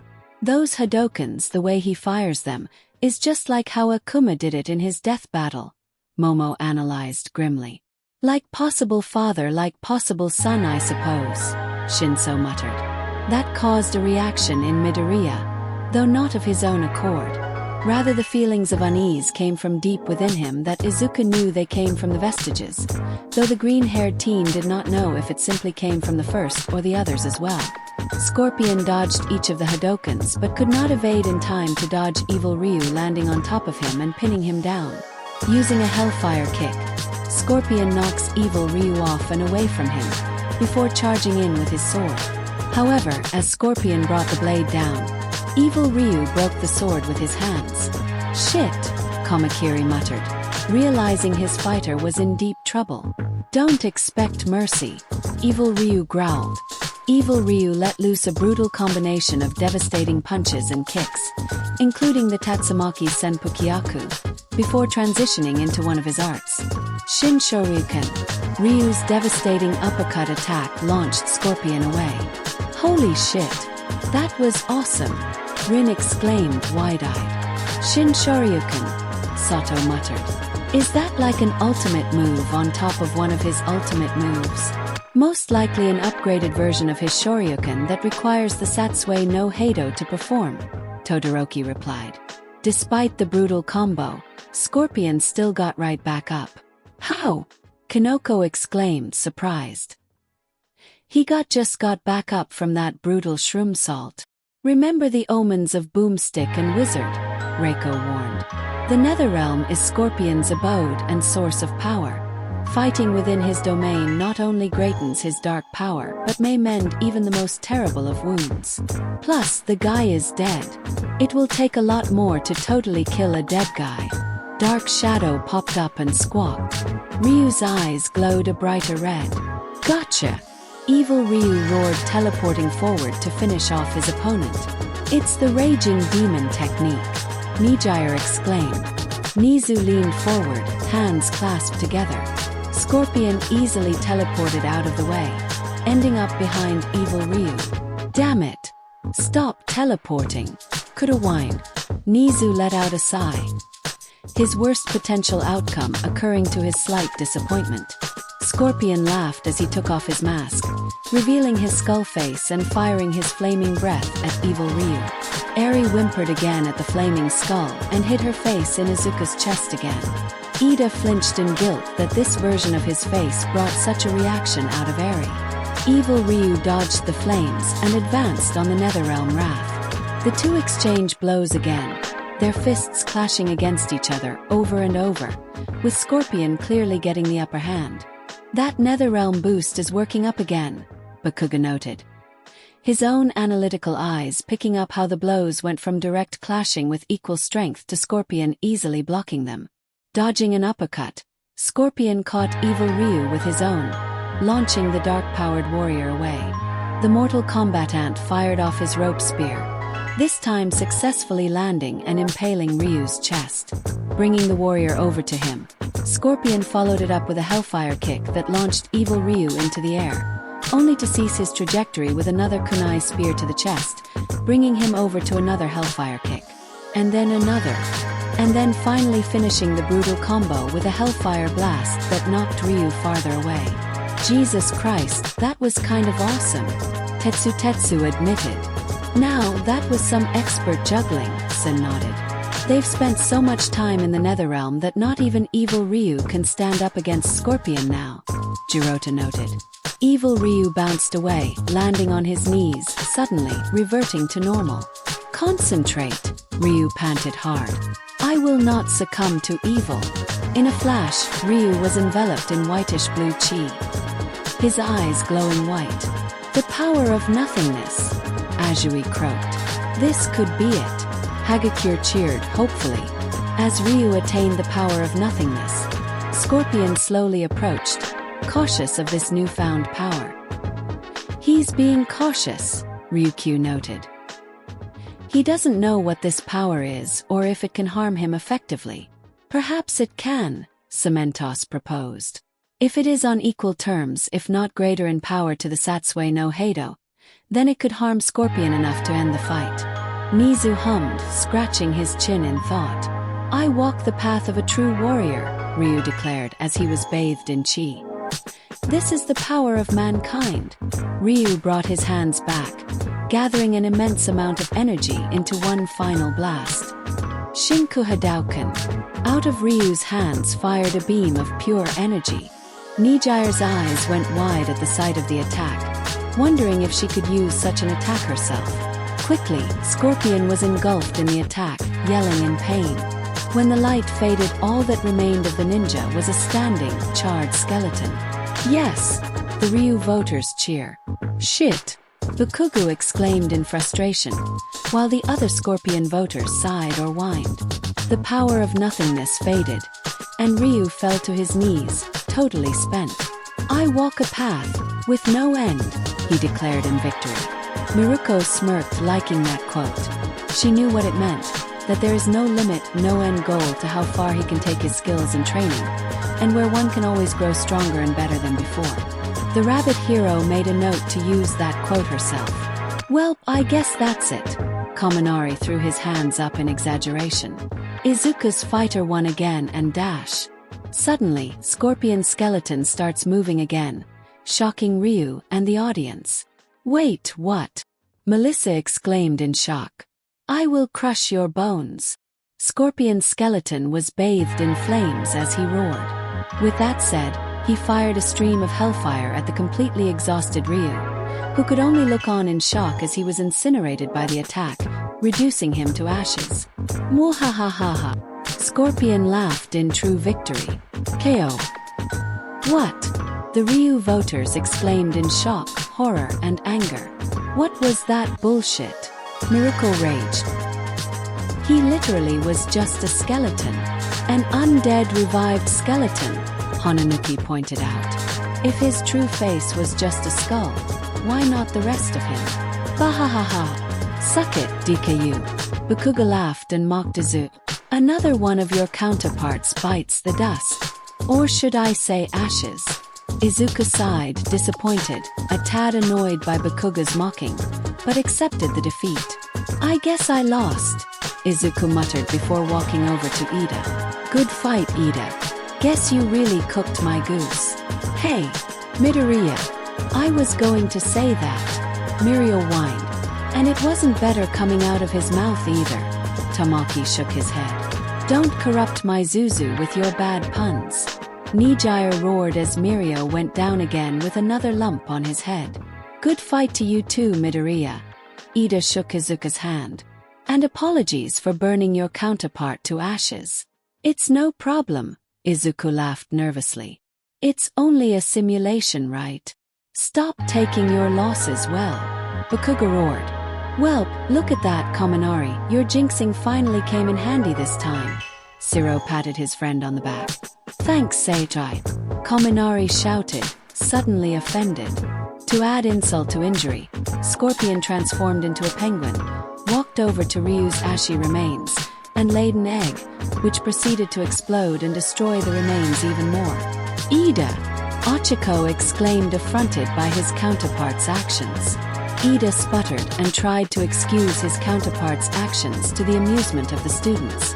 I'm no chef, but that looks a bit overcooked. Not a culinary master at all. Fat Gum and Sato shook their heads. Ryu's Satsue no Heido and the power of nothingness were incredibly powerful, but raw power alone is not enough to destroy Scorpion, was stated. Yet, Scorpion's advantage of already being dead didn't make this a cakewalk, Boomstick clarified. In fact, Ryu had a perfect way to permanently end Scorpion. The soul-killing raging demon. Wait, so that evil move was the right move to kill Scorpion but not the giant laser of death? Melissa quirked an eyebrow. I suppose that makes sense, Momo rationalized. The Satsue no Heido was stated to be able to destroy souls, so it could theoretically harm an undead one like Scorpion's. Meanwhile, the power of nothingness only was said to boost Ryu's power and awareness, not suddenly blast souls out of existence, Jiro added. But the fiery skeleton of a ninja could avoid the instant murder move, thanks to his awesome ninja skills and teleportation, Boomstick pointed out. Not to mention Ryu has very little experience actually using the raging demon anyway, was added. But most importantly, Scorpion's strength increases the longer he remains in the Netherrealm, with no defining limit. Once trapped in hell with Scorpion, Ryu stood little chance in the long run. I suppose I was right about what it would take to defeat Scorpion, just not that it would work. Nizu shrugged and sighed. I believe I earned myself some my bet. Recovery Girl laid out her hand for Nizu to pay up, while Nizu gave a sickly sweet smile. His vindictive side swore to get back at his school's nurse later. Zero chance if Scorpion just upped and teleported him into a pool of lava, which he could totally do, Boomstick added too. Oh right, I forgot he could do that too. Cozy Eye slapped his forehead. I suppose that was Scorpion fighting fair, huh? Bondo questioned. Zip it, glue face. My fighter won. That's all that matters. Kamakiri boasted victoriously. Hagakure blew a sour raspberry at him, though the praying mantis-like teen didn't know where it came from. Scorpion was just too hot to handle. Boo! Mina gave a thumbs down to that joke. The winner is Scorpion, was announced. Reluctant and victorious claps were had over the still well-fought match between the two combatants. A yawning sound was heard, and the group noticed that Mei was waking up. Oh, is the fight over? Yes. Seriously? You were asleep the whole time, Ochiko exclaimed. Meh, the fight didn't have enough babies in it, Mei shrugged. Somehow, that burned Ida's pride more than any of Scorpion's fire. Next time on Death Battle, Boomstick began announcing the next fight. Intense fighting music played as out of the shadows came a man in orange and black armor with only a eye socket, stalking menacingly toward the screen. The scenes transitioned to a more combat-oriented suit fighting on an even field against Batman himself. Suddenly, the music cut to a goofier track as a red and black suited fighter, acting goofy, silly, and no less deadly also appeared, before making a shocked face at the screen. Deadpool vs. Deathstroke. Deadpool and Deathstroke. Kominari muttered. Guys looks cool. They look like ninjas too, Zero pointed out. Is it another ninja fight? The two shrugged, yet the whole audience could not help but feel an overwhelming sense of dread come over them, as they felt entirely unprepared for the mayhem about to be unleashed upon them. Hidden away from their sights, a certain watcher of the multiverse pitied them and himself. With a nod from Nizu, May pressed the button and the video began.